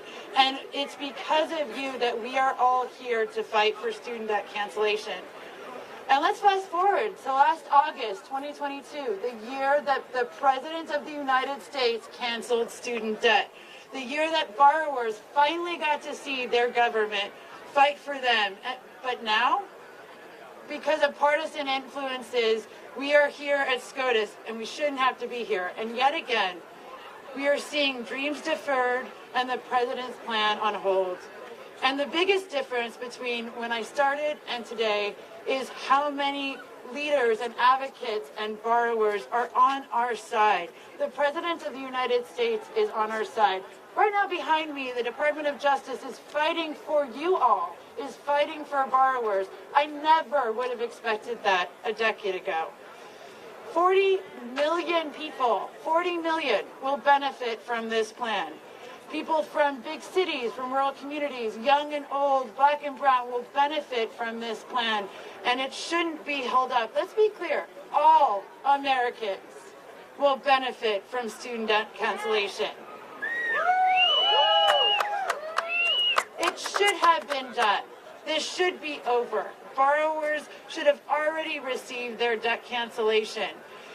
But alas, we're here in front of the Supreme Court because winning is not always linear. And for those borrowers who are concerned, scared, and frankly just sick of it all, I say look around. Look at all these people here. You are supported. You are supported by lawmakers, by advocates, and most importantly, by your fellow student loan borrower. We are here because of you, and we will never stop fighting until we cancel all student debt. And now, it's just such a huge honor to introduce our next speaker, who really needs no introduction. And it's because of our next speaker that we have gotten here. She was one of the first people that I met a decade ago. She has been on the front lines for over 10 years. And I just want to say how amazing it is for me to introduce Senator Elizabeth Warren. And it's because... Yes, and it's because of her. She's always showed up. She's always had the perseverance. She never gives up. And with that, Senator Warren, yes. Thank you. Good morning. Thank you, Natalia. I am fired up. Are you fired up? All right. I am fired up because I am fired up to defend student loan debt cancellation for more than 40 million Americans. I am fired up to tell the United States Supreme Court to follow the law and get out of the way so we can cancel this debt. We are here today because millions of working families are being crushed by student loan debt. We are here today because we are sick and tired of Republicans blocking relief to the most vulnerable Americans. And we are here today, and let me be very clear about this, we are here today because President Biden has the legal authority to cancel student loan debt. In fact, fact, let me say that one more time and make them hear it inside. President Biden has the legal authority to cancel student loan debt. Now, you know how I know that? Well, I know it partly because I've actually read the HEROES Act that authorizes the president to take this action. Law. But I also know it because it is exactly what Donald Trump did. He canceled billions of dollars of interest payments that were coming due. He canceled them, for poor people and for middle class people, but most definitely for rich people. And not one Republican, not one, raised an objection. He canceled for rich people, and not one court raised a single question about his legal authority to do that. It is time for the Supreme Court to stop playing politics and just apply the law and let us cancel this debt. Now, in the last few weeks, we've heard from families all across this country who are struggling with debt. And I want to say a very special thank you to people who have their own debt who've shown up to raise their voices for millions of people across this country that we don't usually hear from.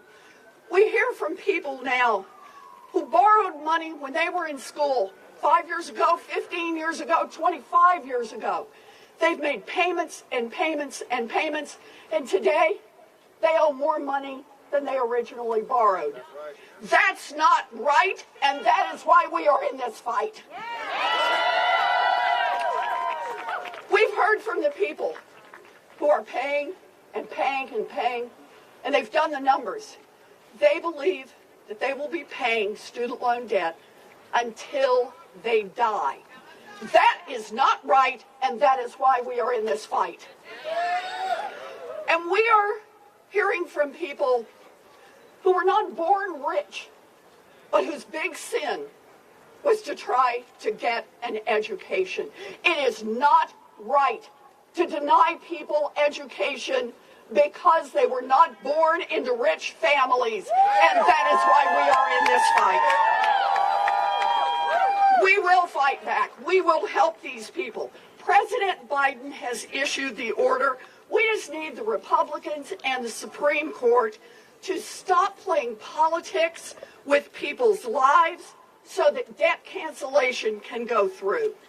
If the Supreme Court follows the law instead of playing politics, then student loan debt will be canceled.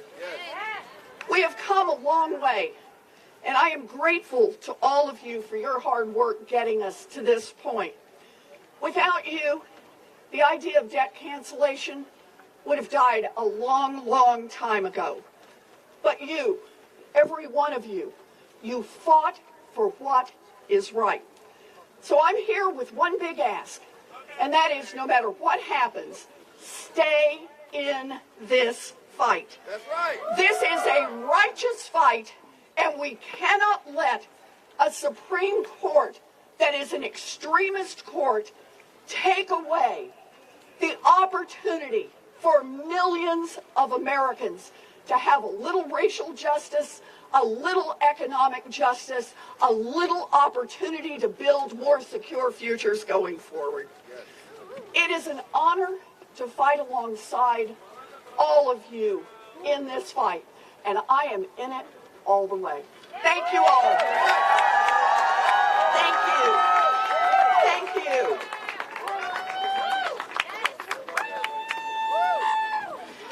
Fired up? Ready to work. Fired up? Ready to work. Fired up? Ready to work. My name is Amari Fenoy, National Trainings and Programs Manager for the NAACP. I'm here to introduce Miss Ashley Sharpton. She is an activist, community organizer, entertainment and media entrepreneur, social media manager, the youngest daughter of Reverend Al Sharpton and Dr. Kathy Jordan Sharpton. I'll introduce to you Miss Ashley Sharpton. No justice? No peace. No justice? No peace. No justice? No peace. No justice? No peace. What do we want? Justice. do we want? Debt relief.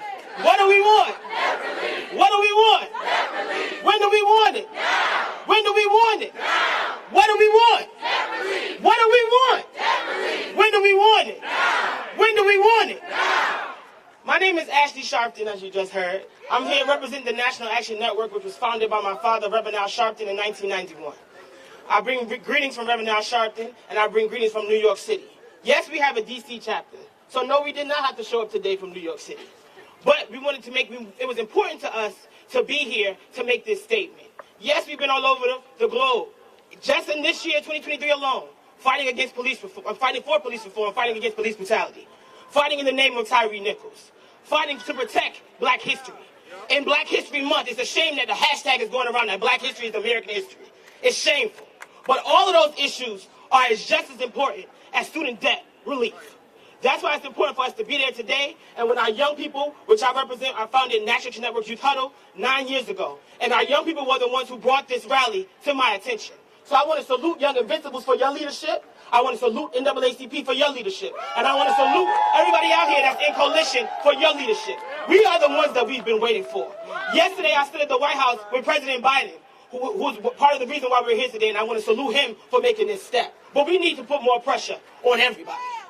This is important, and I'm not going to take up too much time because I want the students that this will be impacting, the students that this impacts every day, to speak for themselves. We don't believe in speaking for young people at the National Action Network. Young people speak for themselves. So I want to introduce Usman Diallo of SUNY Albany, who is our National Youth and College Field Director, and Jalen Davis from Howard University, who will share remarks about our fight.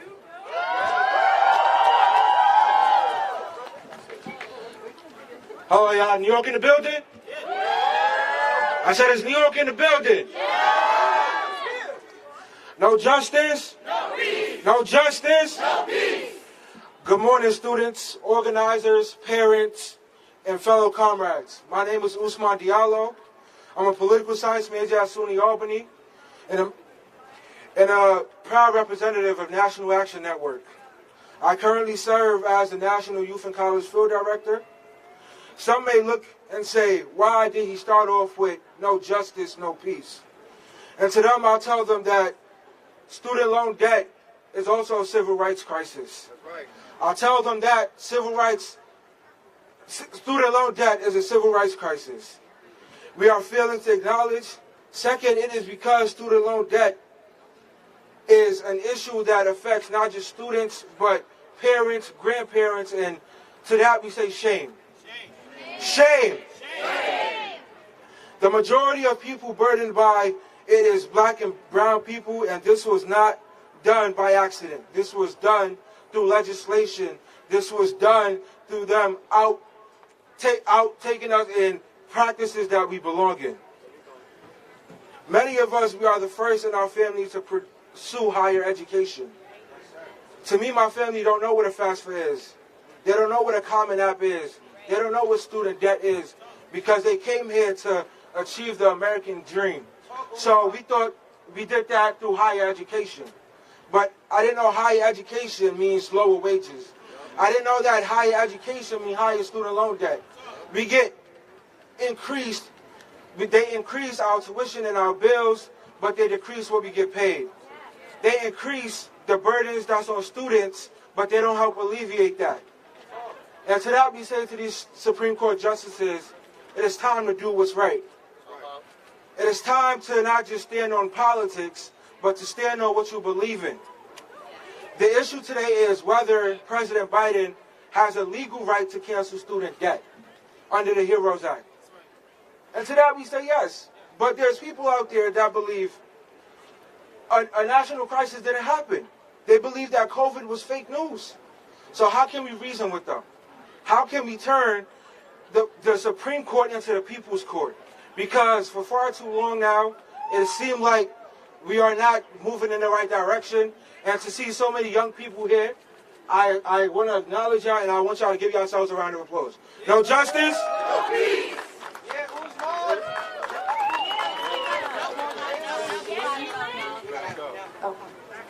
Back up. Fired up? Fired up? So I want to bring forth Representative Omar.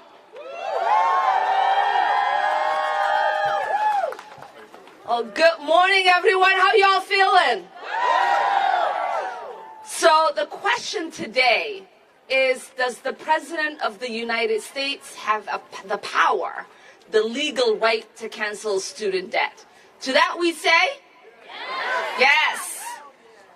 Is it just for student debt to be canceled for the millions of people that are shackled with student debt?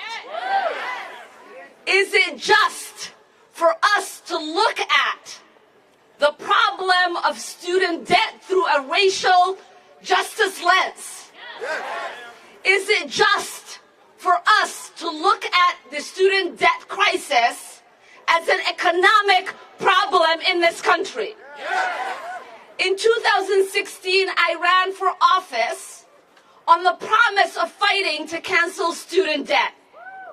Too many people told me I was naive, that it wasn't politically viable, that there was never going to be a day where people will come around to the idea of freeing millions of people from the shackles of student debt.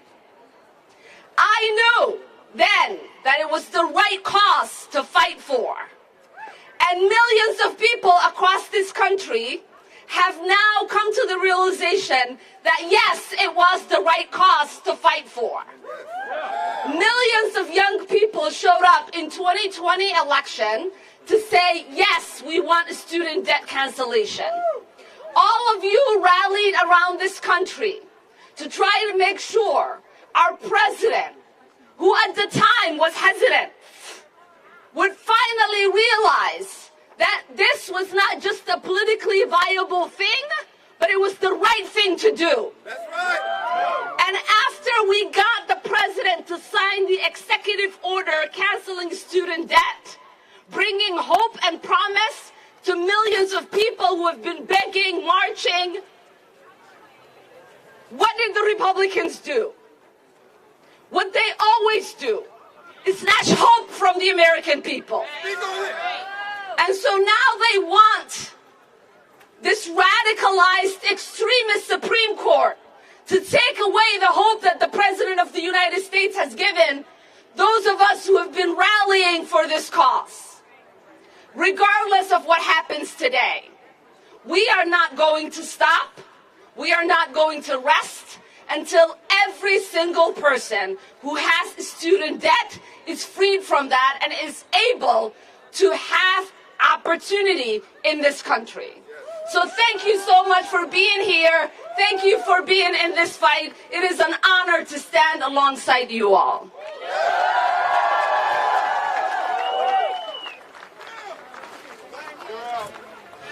All right, here we go again. Fired up! Oh, that was quiet. Fired up! Fired up! So I have the esteemed honor to bring forth Representative Cori Bush, who is actually a representative in St. Louis, Missouri, where I was actually on the ground with her in 2017 during the death of Mike Brown. So I thank you so much for the work that you do for our community. And once again, Ms. Cori Bush.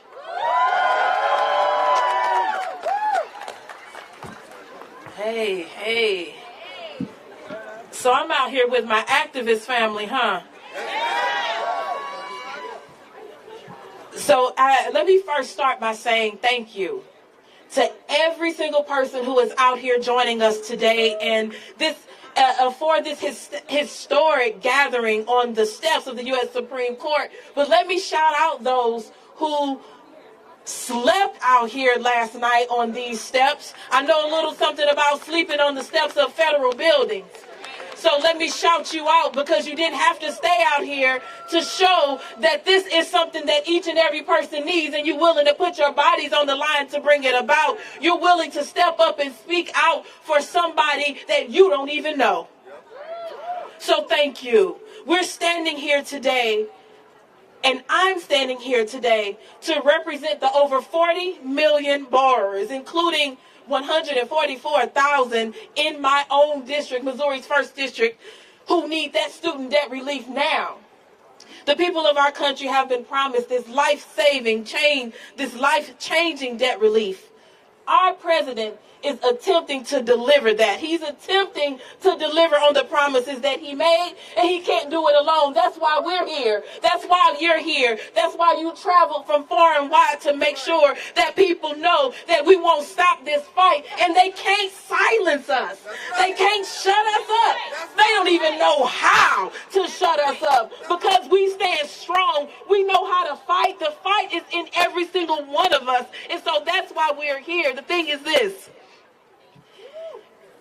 The Supreme Court has this obligation, and it's an obligation to affirm the president's executive authority to cancel this student debt. And so it's not just a wish and a promise. It's not just something that we're asking for. It's not us just throwing pebbles at the sand, at the water, just hoping that something happens. This is an obligation that they have. These oral arguments that started today, yeah, they just begun, but we see how these Republican AGs, how they built this case on this foundation, but y'all, it's nothing but smoke and mirrors. That's right. So, you know, I'm from the Show Me State. I'm from Missouri. Shout out St. Louis, like we heard. Shout out St. Louis. And here's what I know for certain. The Higher Education Loan Authority of the state of Missouri, otherwise known as MoveOn, does not provide revenue to the state of Missouri. The states are claiming financial injury. It may occur if student debt relief is enacted. But this is the question. What about the financial hardship that borrowers definitely face if those payments resume without any relief?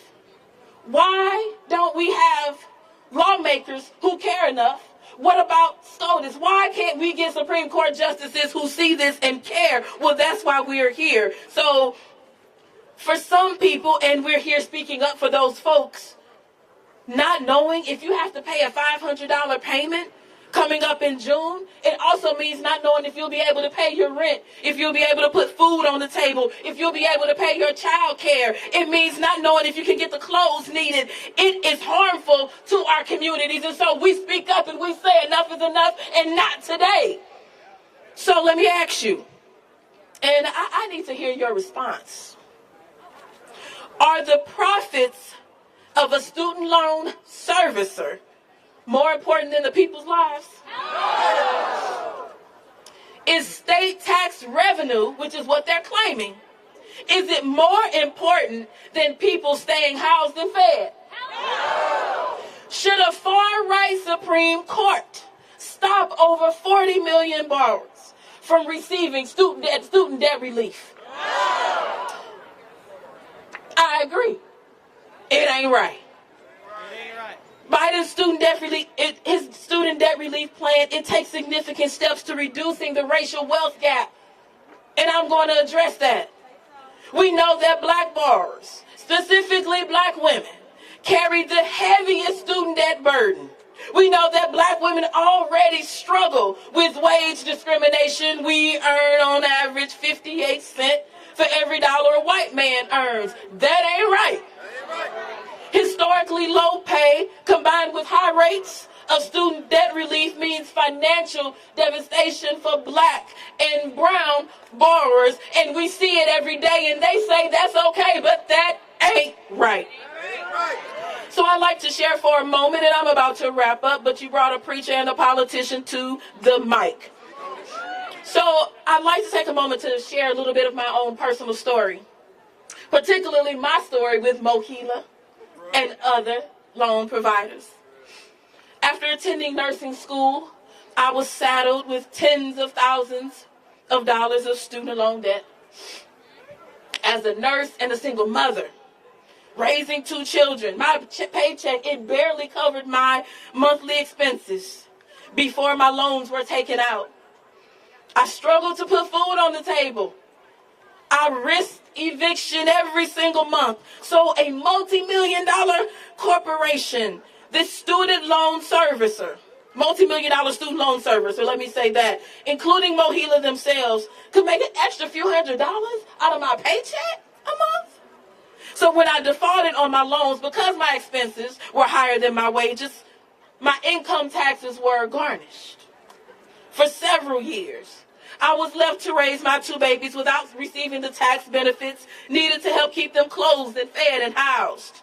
No one, not anyone, say no one. No one should have to have their wages or their taxes garnished because they pursued a higher education.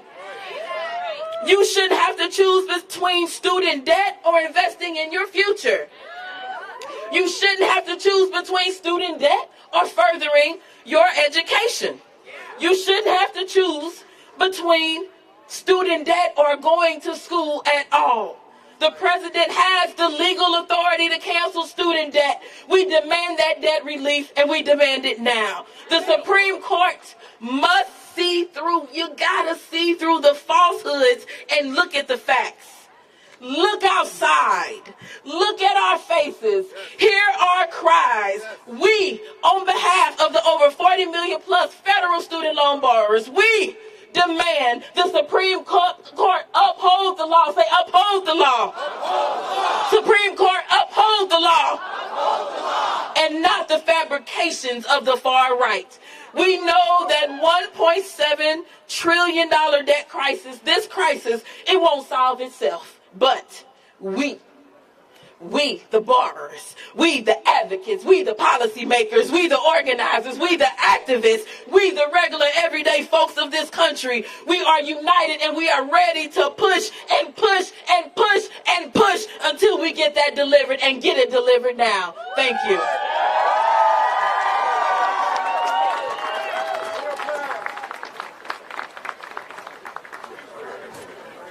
So again, everyone, my name is Amari Fenoy, Training and Program Manager for the NAACP. I'm here now to introduce Ms. Rhonda Epting, who's the Executive Director of MoveOn. Hello. Let me hear it. Hello. Why are we out here? We've been out here for over 10 years, people. We've been campaigning to cancel student debt. Are you with me? I'm Rhonda Epting. I'm the Executive Director of MoveOn, and all y'all have got us to this point. And millions of folks out there in this country, millions of MoveOn members have got us to this point. We have come so far, and we are not stopping anytime soon, are we? That's right. I am here representing the millions of MoveOn members to say, first of all, thank you to this president for hearing the call of tens of millions of working people who sent him to the White House and demanded that he cancel student debt. Thank you, Mr. President, for using the full power of your office to deliver for people, to restore hopes of economic mobility to millions.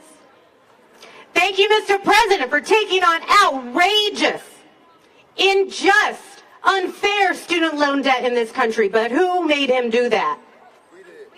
Who made him do that?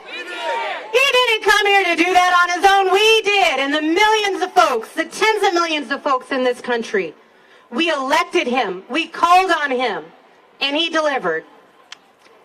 But unfortunately, we've got a radical right Supreme Court behind us, and they are standing in our way. And we have one message for them. We will not go quietly. That's right. Are we going quietly? No. That's right. We demand this relief. We deserve this relief. The American people elected this president to deliver. We campaigned and we kept the Senate to deliver. We will not go backwards. We will not go quietly. We will not back down. That's right. And those folks are showing us right now. Are we going backwards? No. Are we going quietly? No. Are we backing down? No. One more time so Clarence Thomas can hear you. Are we going backwards? No. Are we going quietly? No. Are we backing down? No. Let me hear it. Welcome these folks up here. Thank you. Before I go, I just want to remind us, these are our wins. These are our fights. We cannot give up. We've been doing this for 10 years. We've got this far, and we're not going anywhere. Thank you.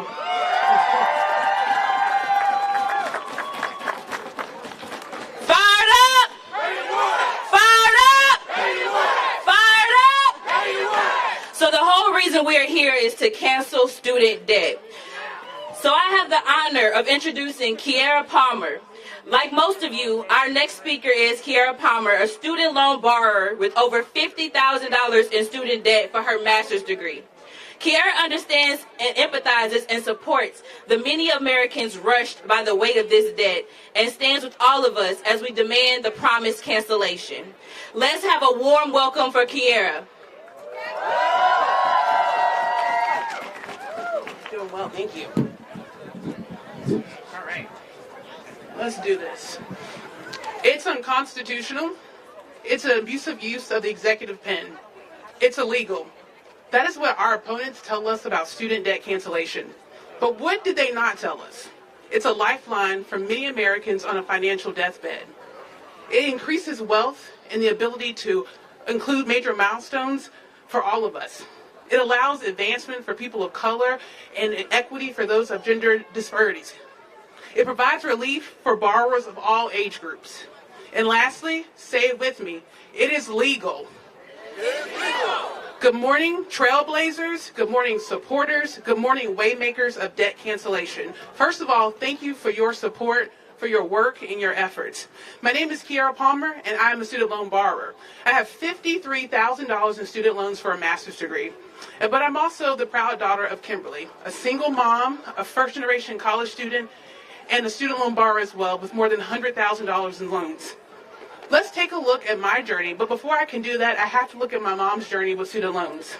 As a single mom, an educator, and a first-generation college student, my mom risked it all to get a better life through education. While student loans have their cons, it had an upside for both of us. My mom took out loans to fund her degrees in education and to fund our lives as she pursued unpaid student internships. These loans put food on the table, they paid the mortgage, and they put me through grade school. Fast forward to 15 years later, my student loans helped me pursue a career that I love. It helped me build a future. But of course, it was at a cost. That cost comes with high interest. It comes with a cost of our own freedom of being debt-free. It comes at a cost of not having a home or building a family. Looking at my mom as she nears retirement, she must think about how she's going to pay her student loans as she should be enjoying the years that she shouldn't be working. But I also have to think about how can I help her, but also pay my student loans down. But thanks to the student payment pause, we envisioned and pursued a life debt-free without college debt. During that time, we paid off credit cards, we paid off some student loans, we even paid off our car. I was even fortunate enough to save and buy a house. Thank you. But imagine what student debt cancellation would do for those in much dire situations, like my mom, or families with young children, or students or college graduates who are still dealing with the aftermath of the COVID-19 pandemic. The Supreme Court's decision is an impactful one. It's a decision that will not only affect me, but you, generations. It'll affect marginalized communities. It'll affect the economy for years to come. Without student loan debt, borrowers could save, plan for retirement, they can build a financial future, they can focus on their health, start a family, buy a home, or what? Pursue the American dream. Because of debt cancellation, Americans will not only just survive, they will thrive. Thank you.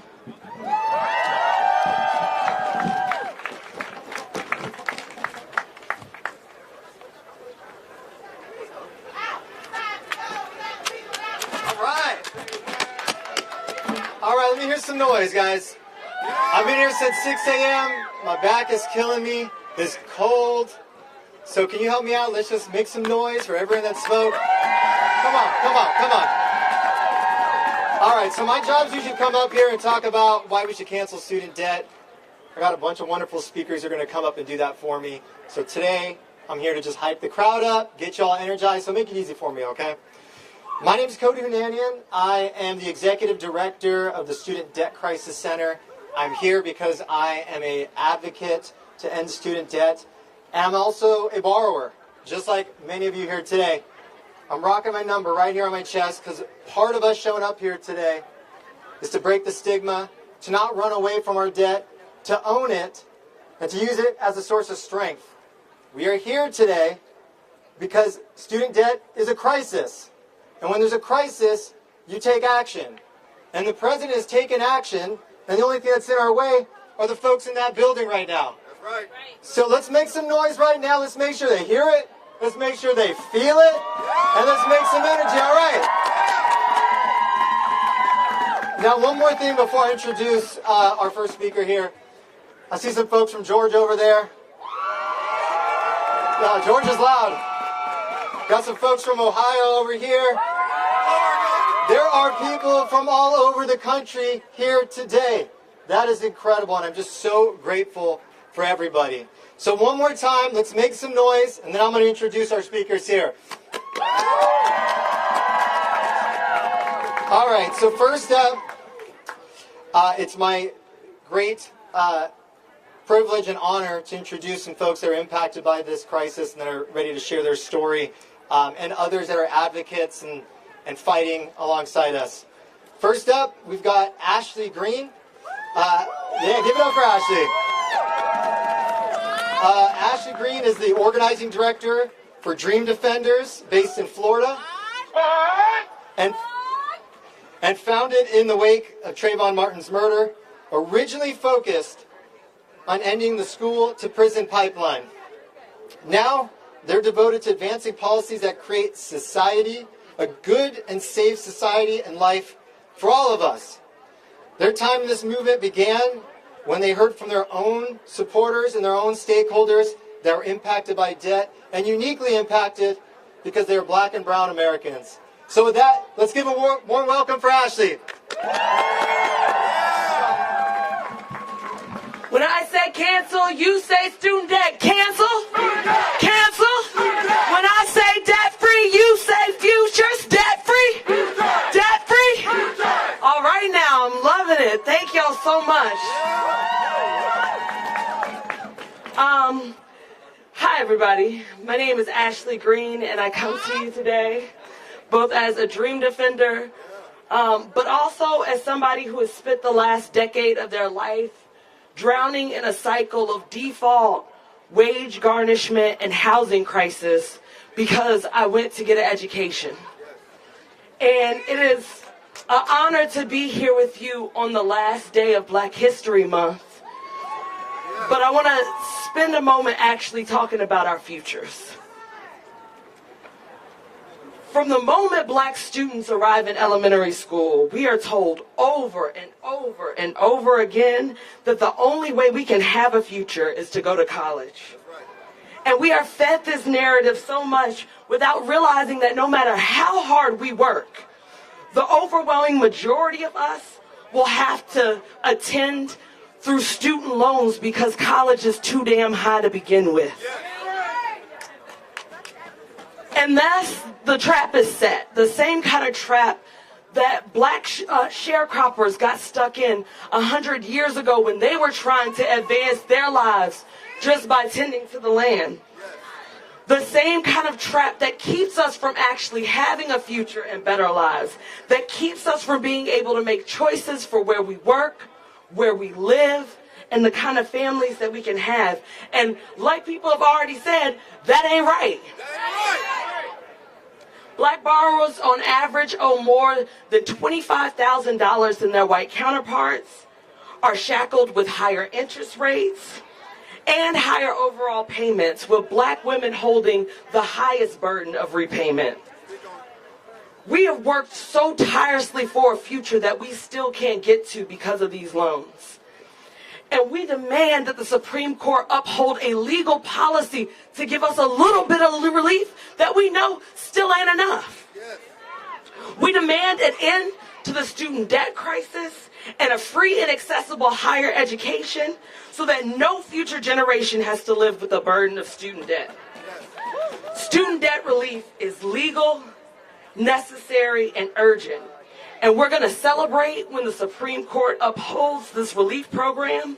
And then Dream Defenders, along with some of the incredible organizations here like the NAACP, Young Invincibles, Student Borrower Protection Center, Student Debt Crisis Center, Debt Collective, and so many more that I couldn't even name. We're going to keep fighting for that debt-free future for all of us. Thank you so much.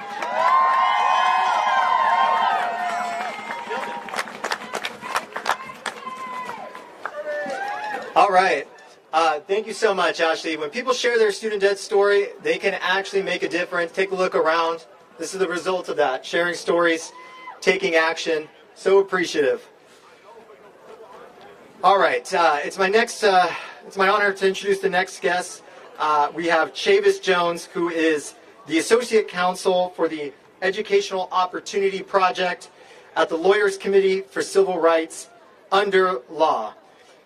He's part of a group of folks who spearheaded an amicus brief supporting President Biden's student debt relief plan, saying it's legal, it's lawful, and it's urgently needed. It's really important. This is a crisis. So it's my pleasure. Chavis Jones, join us. Let's do it.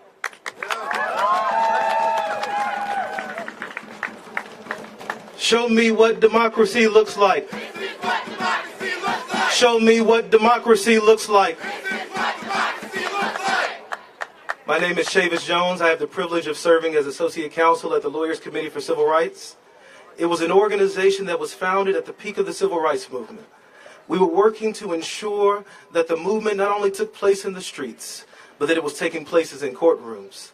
And John F. Kennedy assembled 244 attorneys in the East Wing of the White House to ensure that this mission would go forth. And 60 years later, we're still doing that work. In January, the Lawyers Committee spearheaded a Friend of the Court brief, along with 21 advocacy organizations, many of whom are out here with us today, to speak about the effects of debt cancellation on Black and brown communities in particular. For we know that they bore the burden of this debt disproportionately in our nation. The COVID-19 pandemic was an unprecedented health, social, and economic crisis. The Biden-Harris administration's student debt relief plan is an urgently needed, lawful, and moral response to that crisis. Without this relief, millions of borrowers would be pushed to the financial brink when student loan payments restart. Among them are millions of borrowers of color, who we know have been the hardest hit by the pandemic. And yet opponents with politicized and special interests have launched several lawsuits challenging the legality of these amply justified debt relief plans. Most of these lawsuits have been dismissed, but two found their way to the Supreme Court of the United States. But let me be clear, the debt relief plan faithfully adheres to the HEROES Act. Specifically, the HEROES Act allows the Secretary to take action in an instance of national emergency. And key civil rights are on the line. Speaking on civil rights, just a few short steps away from here, almost exactly 60 years ago, in a spot not too far from here, a young Martin Luther King Jr. would rise in front of tens of thousands of individuals gathered on the National Mall for the March on Washington.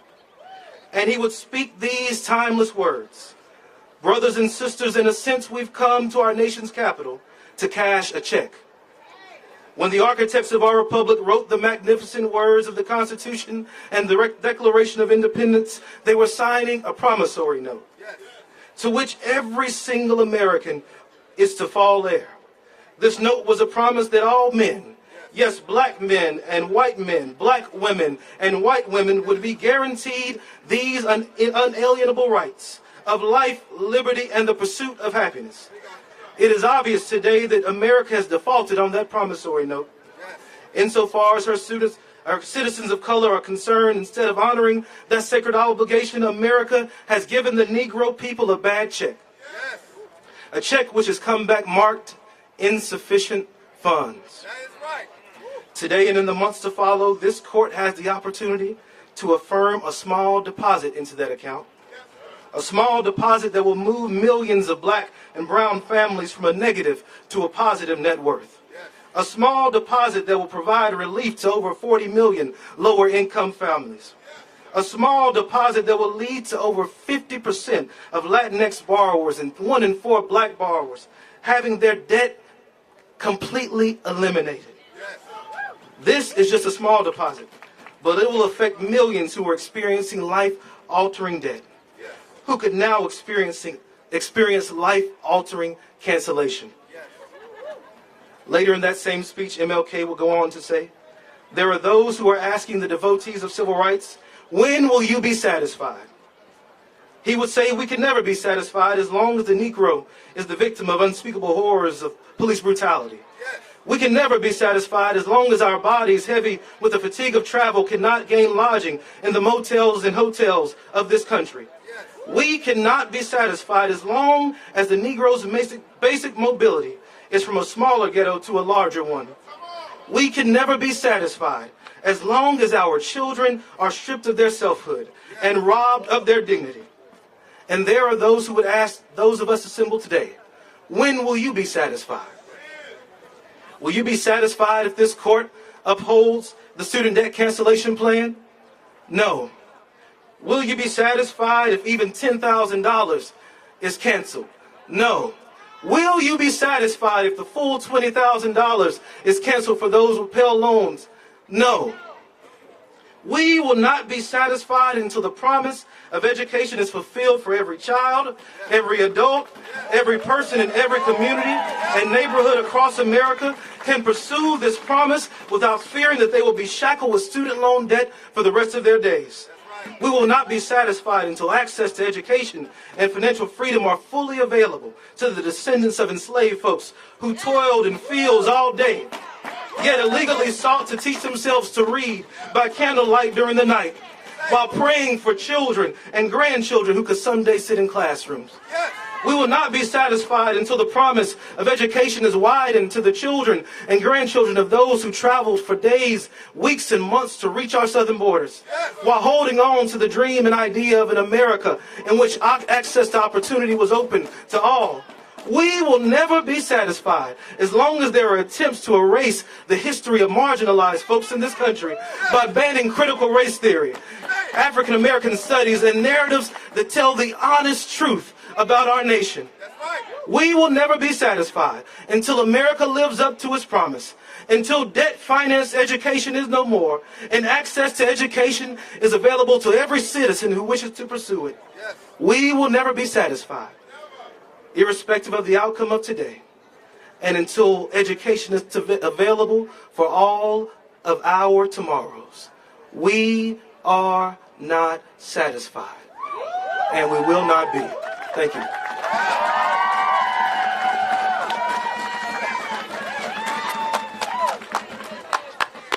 All right, y'all. Anyone notice we're all the way down here on the sidewalk? They got the stairs closed. The doors shut on us. They don't have to listen to us. Let's make some noise real quick. Do it with me, guys. Cancel student debt. Cancel student debt. Cancel student debt. Let them hear it. Cancel student debt. Cancel student debt.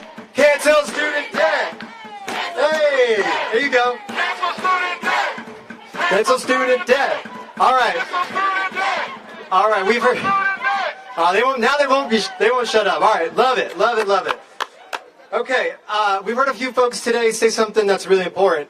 Canceling student debt is a moral issue. Student debt is immoral, and we have someone who has the perfect perspective for this. Up next, we've got Reverend Marvin Silver. Reverend Silver joins us in the fight to cancel student debt because it intersects the lives of many in his parish community. As a faith leader, he meets thousands of people impacted by this crisis and the burden of student debt daily.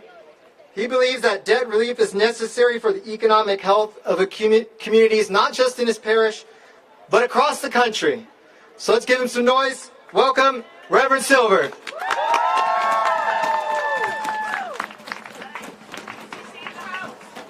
Good morning. My name is Reverend Marvin Silver. I'm a minister with the United Church of Christ here representing thousands of local churches across this country and tens and hundreds of thousands of members across this country. I stand before you here today as one who's committed my life to public service and the cause of justice for all of God's people.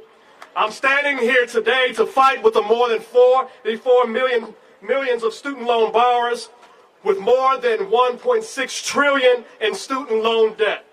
I stand here today to demand with you that this Supreme Court uphold the legality of President Biden's student debt cancellation plan, and to bring the justice and the joy that is deserving to those who are trapped in crippling debt across this nation. This court must, and it should, base its decision not on politics, not on partisan loyalty, but on what is legal and what is morally necessary to forgive and to release millions from the shackles of student loan debt, and to prevent the next generation from entering into this life-devastating reality. As a father of 3 young children, I pray each and every day that this nightmare will someday no longer exist, and that someday can be very, very soon. The failure to uphold the president's student cancellation plan will continue to serve as a life sentence of financial instability and poverty, preventing so many from living their life's dreams and securing the promise of a college education. Access to higher education, as we all know, is an essential component of a just society, and access to it is hindered when the burden of debt limits the ability of people and communities to thrive. A college education in our time, this is what is the problem, is no longer a pathway to economic mobility and prosperity, but it is a pathway toward a cycle of endless debt from generation to generation. We in the Christian church, we say a prayer. We call it the Lord's Prayer, that Jesus taught his disciples. And in that prayer, at a point in that prayer, we pray these words: forgive us our debts. These words are very important today because it's more than just a prayer of nice words from the days of yesterday. These are words from our time, from people crying out and demanding relief, crying out and demanding release, crying out and demanding justice. We hear these cries, we hear these demands, and we see the real impact of student loan debt throughout our churches in the United Church of Christ. Even before this current crisis, many student loan borrowers in our local churches were struggling. And today, 2 in 5 borrowers are in default or are delinquent. And many of those same borrowers are not reducing their principal, even after a decade of repayment. And more than that, student loan debt has become a real problem for those of us who pursue a career in ministry. For many who are pursuing a ministry career, it has required graduate studies resulting in student loan debt. On average now, students who enter seminary with about $20,000 in debt.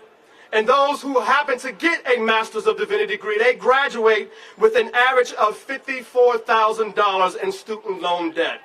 It is because of this reality that makes it difficult for ministers to make a livable wage.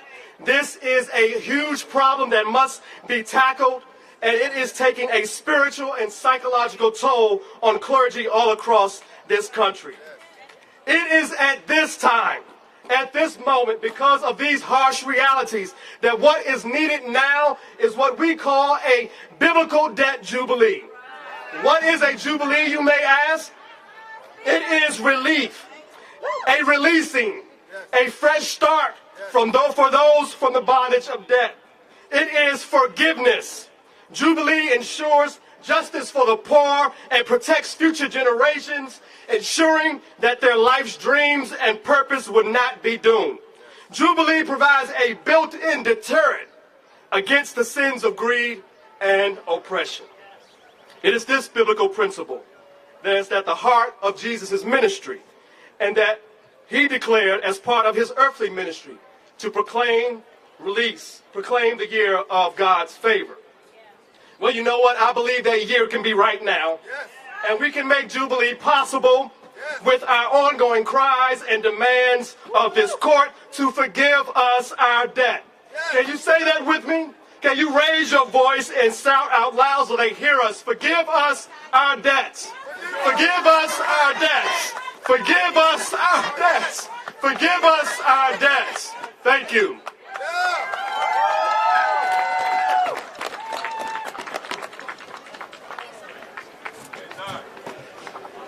All right, that was really powerful. Let's give it up one more time for the Reverend. All right, well, we got more speakers coming. Before we do that, I just want to make some noise for everyone that's been helping us. We've got translators. We have people with cameras, AV. We got food coming up over here. So let's just give a round of applause for everyone who made this happen. Thank you, everybody. All right, one of the groups that's helped organize this event is the NAACP. You're seeing all these awesome yellow beanies and swag everywhere. They have done an incredible job. And we actually have a member of their staff here today to speak. Let me just bring this up here. All right, we've got Dorian Rogers. Dorian is a graduate student. He's a member of another high court, the Court of Public Opinion, where our voices matter and we're not shut out from the inside of the building. He is the NAACP Youth and College Maryland State President, a member of the Free the Degree campaign, and he's got some great energy. We were already chatting on the side of the stage over here, so bring it up, Dorian, let's do it.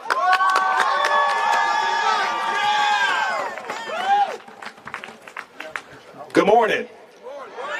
Let's try that one more time. Good morning. That's better. First and foremost, I wanted to remind you guys something, because even though the doors are shut, as we all reminded, let's remind them of one thing. Court is now in session. Let me say that one more time. Court is now in session. Now, Dorian, what do you mean by that?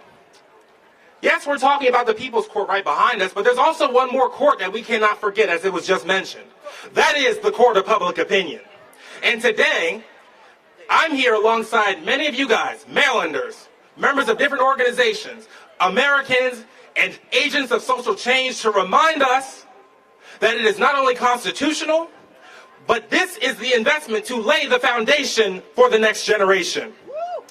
As the son of a second-generation college student, as the grandson of a retail worker, as the great-grandson of a glassmaker, and as a sharecropper, I have to remind myself, especially as I kissed my mother and my grandmother this morning, that I am my ancestors' wildest dreams.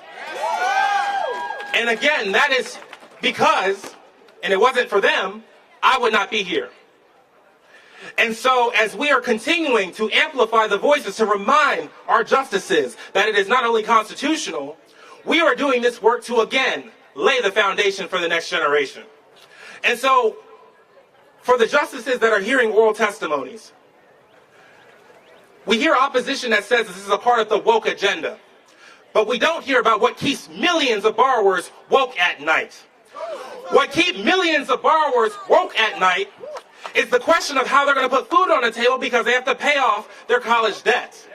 What keeps millions of parents of borrowers woke at night is their obligation, their duty to provide for their children and put hours and hours of work in to ensure that they are successful, but it continues to add up in debt.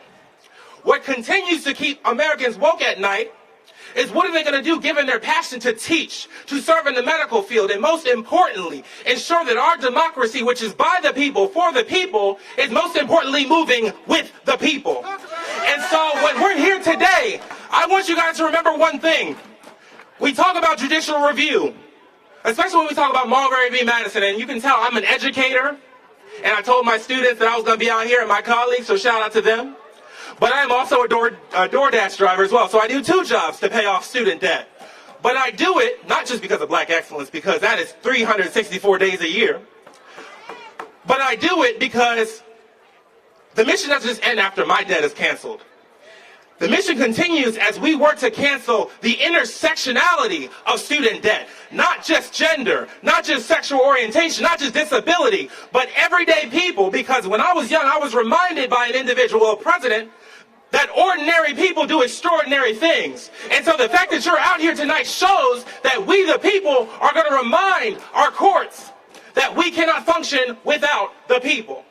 So I know some of y'all are cold, but as our national director has said, we're fired up Fired up! Fired up! Let's match actions or words. Let's do it!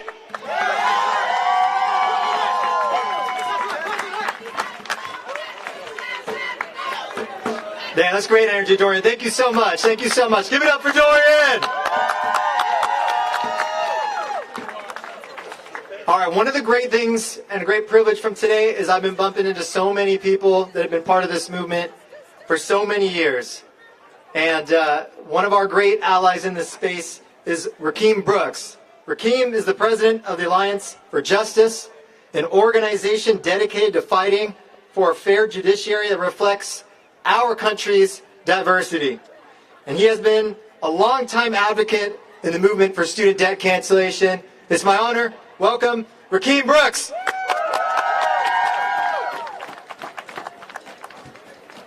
Let's give it up for Dorian one more time. That was strong, brother. That was strong. I was a little nervous getting up after you. Hey, y'all. Good morning. Again, my name is Rakeem Brooks, and I'm president of the Alliance for Justice.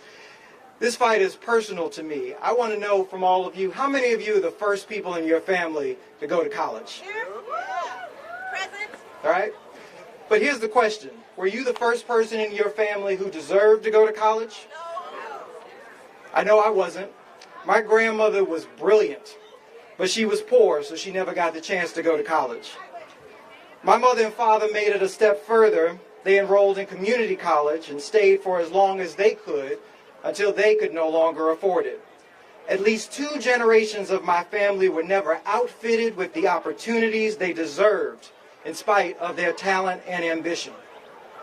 Then came me.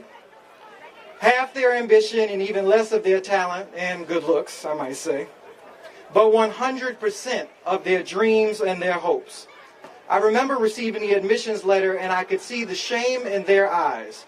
They were going to have to repeat to me what their parents had said to them. We can't afford it. As they went to open their mouths, though, I said, don't worry. I can take out a loan. And their shame was transformed to hope. Finally, our family's ambition and talent was embraced by equal opportunity, and the American dream was deferred no longer. What none of us knew was that student loans could mean a lifetime of deferrals and forbearance, unending interest-only payments, paying as you go anywhere you go so long as the debt collector can find you, leaving you too poor to buy a home, too poor to start a family, too poor to pursue your dreams of starting a family business, so that the dream you were promised is no longer deferred, but forever mortgaged. Many of us live with our futures mortgaged, assuming it was fair, that that's just the way it was. It sucks, but everything has a price. And then all of you came. We learned actually because of your activism and your work that we were prey, that we were hunted by financial interests and predatory colleges, that they rigged the game, twisted our hopes to line their pockets. They made it so that student debt couldn't even be discharged in bankruptcy. So we said no.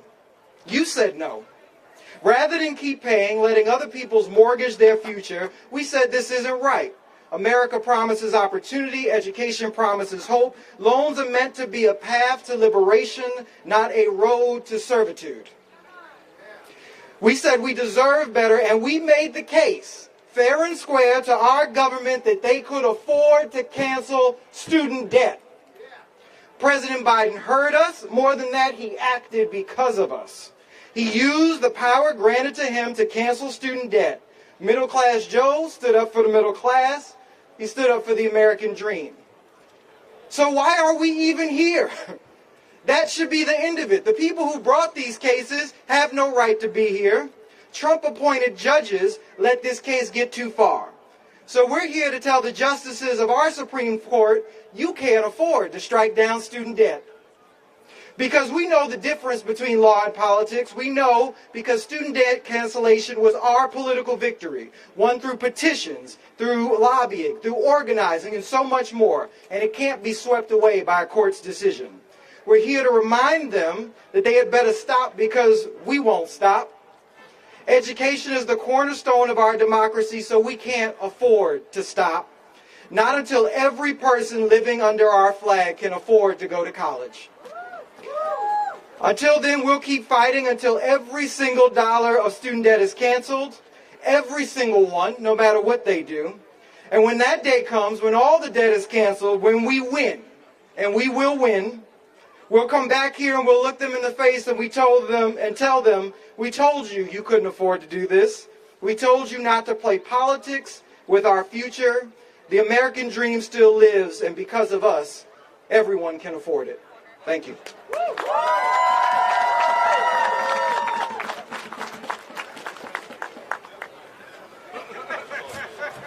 All right, y'all, let's make some noise real quick one more time for Rakeem and all the great speakers. All right, I've got just a couple of really important announcements, so listen up real quick. If you came here on any of the buses other than the Georgia bus, please meet at the corner of Maryland and First right now. That corner right there, Maryland and First. We got to start organizing for folks to head back. Second important announcement. We're going to have food and snacks served in the corner over there at this table in just a few minutes. But before we serve it, you got to earn it. So let me hear one more time. Cancel student debt. Cancel student debt. Cancel student debt. Come on, how hungry are you? Cancel student debt. Cancel student debt. All right, thank you. Thank you. All right, so buses, any bus other than Georgia? Corner? Yeah, you're up next, right here. Corner, food, and also, we've got some more speakers coming up, so don't tune out yet. All right, so it's been a powerful couple of hours. We are really excited to up the positivity, make sure this event isn't just exciting, but it's also joyous, which is why I am excited to introduce our next two speakers. We have Dr. Shamel Bell, who is joined today by her 12-year-old son, Sejani, who will be leading us in a radical joy intervention. Dr. Bell is also the visionary elevator for the Debt Collective. I got it. So let's make some noise for Dr. Bell and Sejani. Hey y'all. Okay, so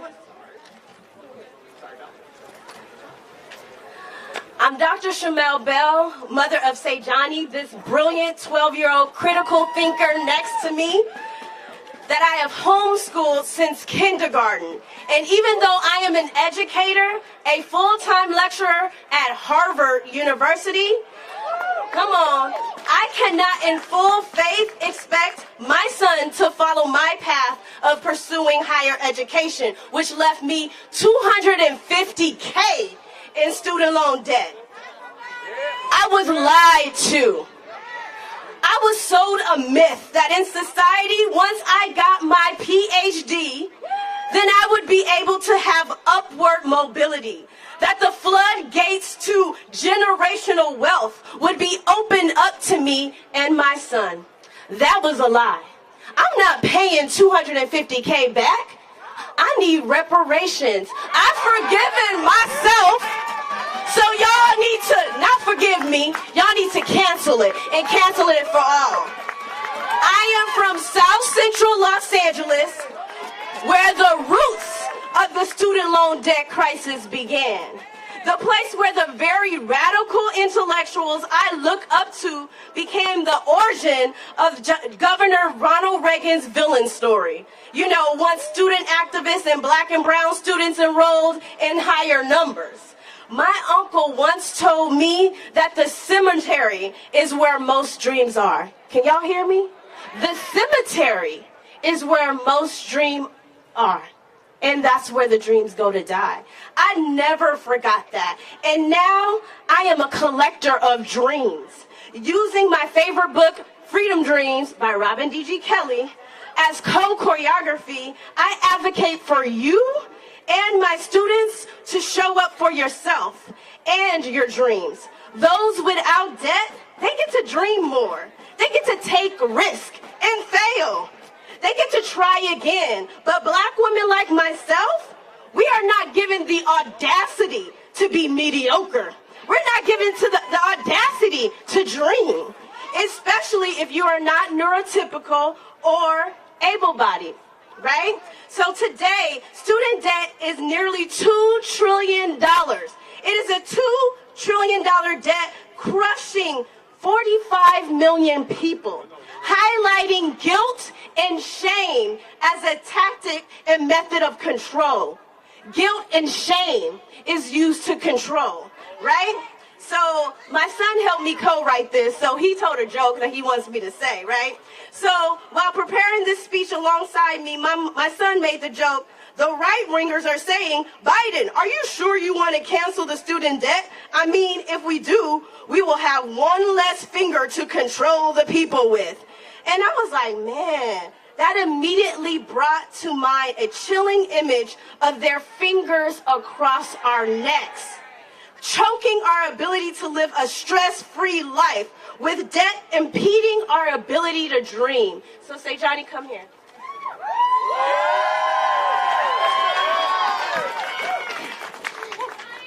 Everyone, please close your eyes and dream with us today. Close your eyes. Dream of a world where we are debt-free and there is free education for all. Breathe that in. Inhale. Breathe out all that does not embody that dream. Exhale. Thank you. All right. Okay, so now I need my folks who are going to dance with me. Okay? So art has always been an inseparable part of social movements. So today we dance, and tomorrow we will be at 11 a.m. in front of the White House, Lafayette Park, and we will be doing theater activism as a workshop. So meet us there, White House, 11 a.m. to 1 p.m. But right now, we're going to do some radical joy. I need some volunteers. Give me 3 volunteers. All right, got some volunteers? Okay, Wisdom from NAACP. All right, got some volunteers? Okay, so what we do in the Debt Collective, as I am the visionary escalator, I like elevator too, visionary escalator, we use art, we use dance to lift frequencies, lift vibrations, and so we're going to do that right now. What is your favorite social dance move? Show it to me. Yeah.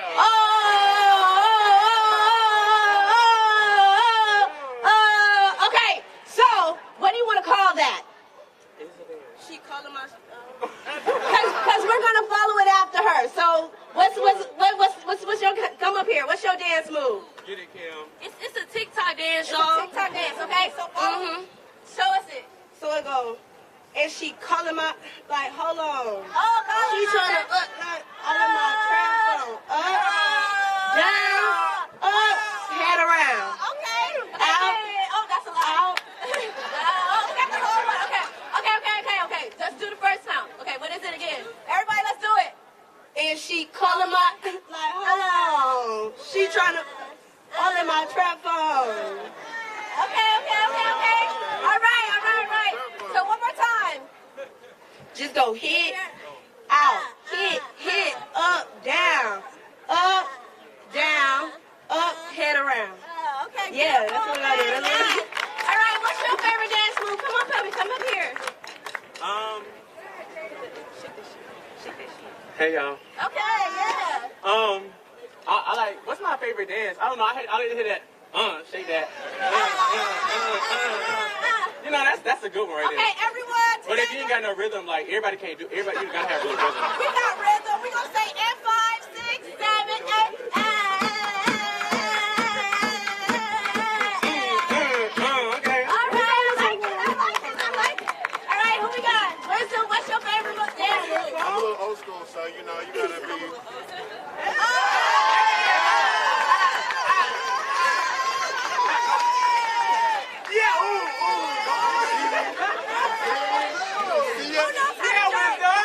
You gotta do it.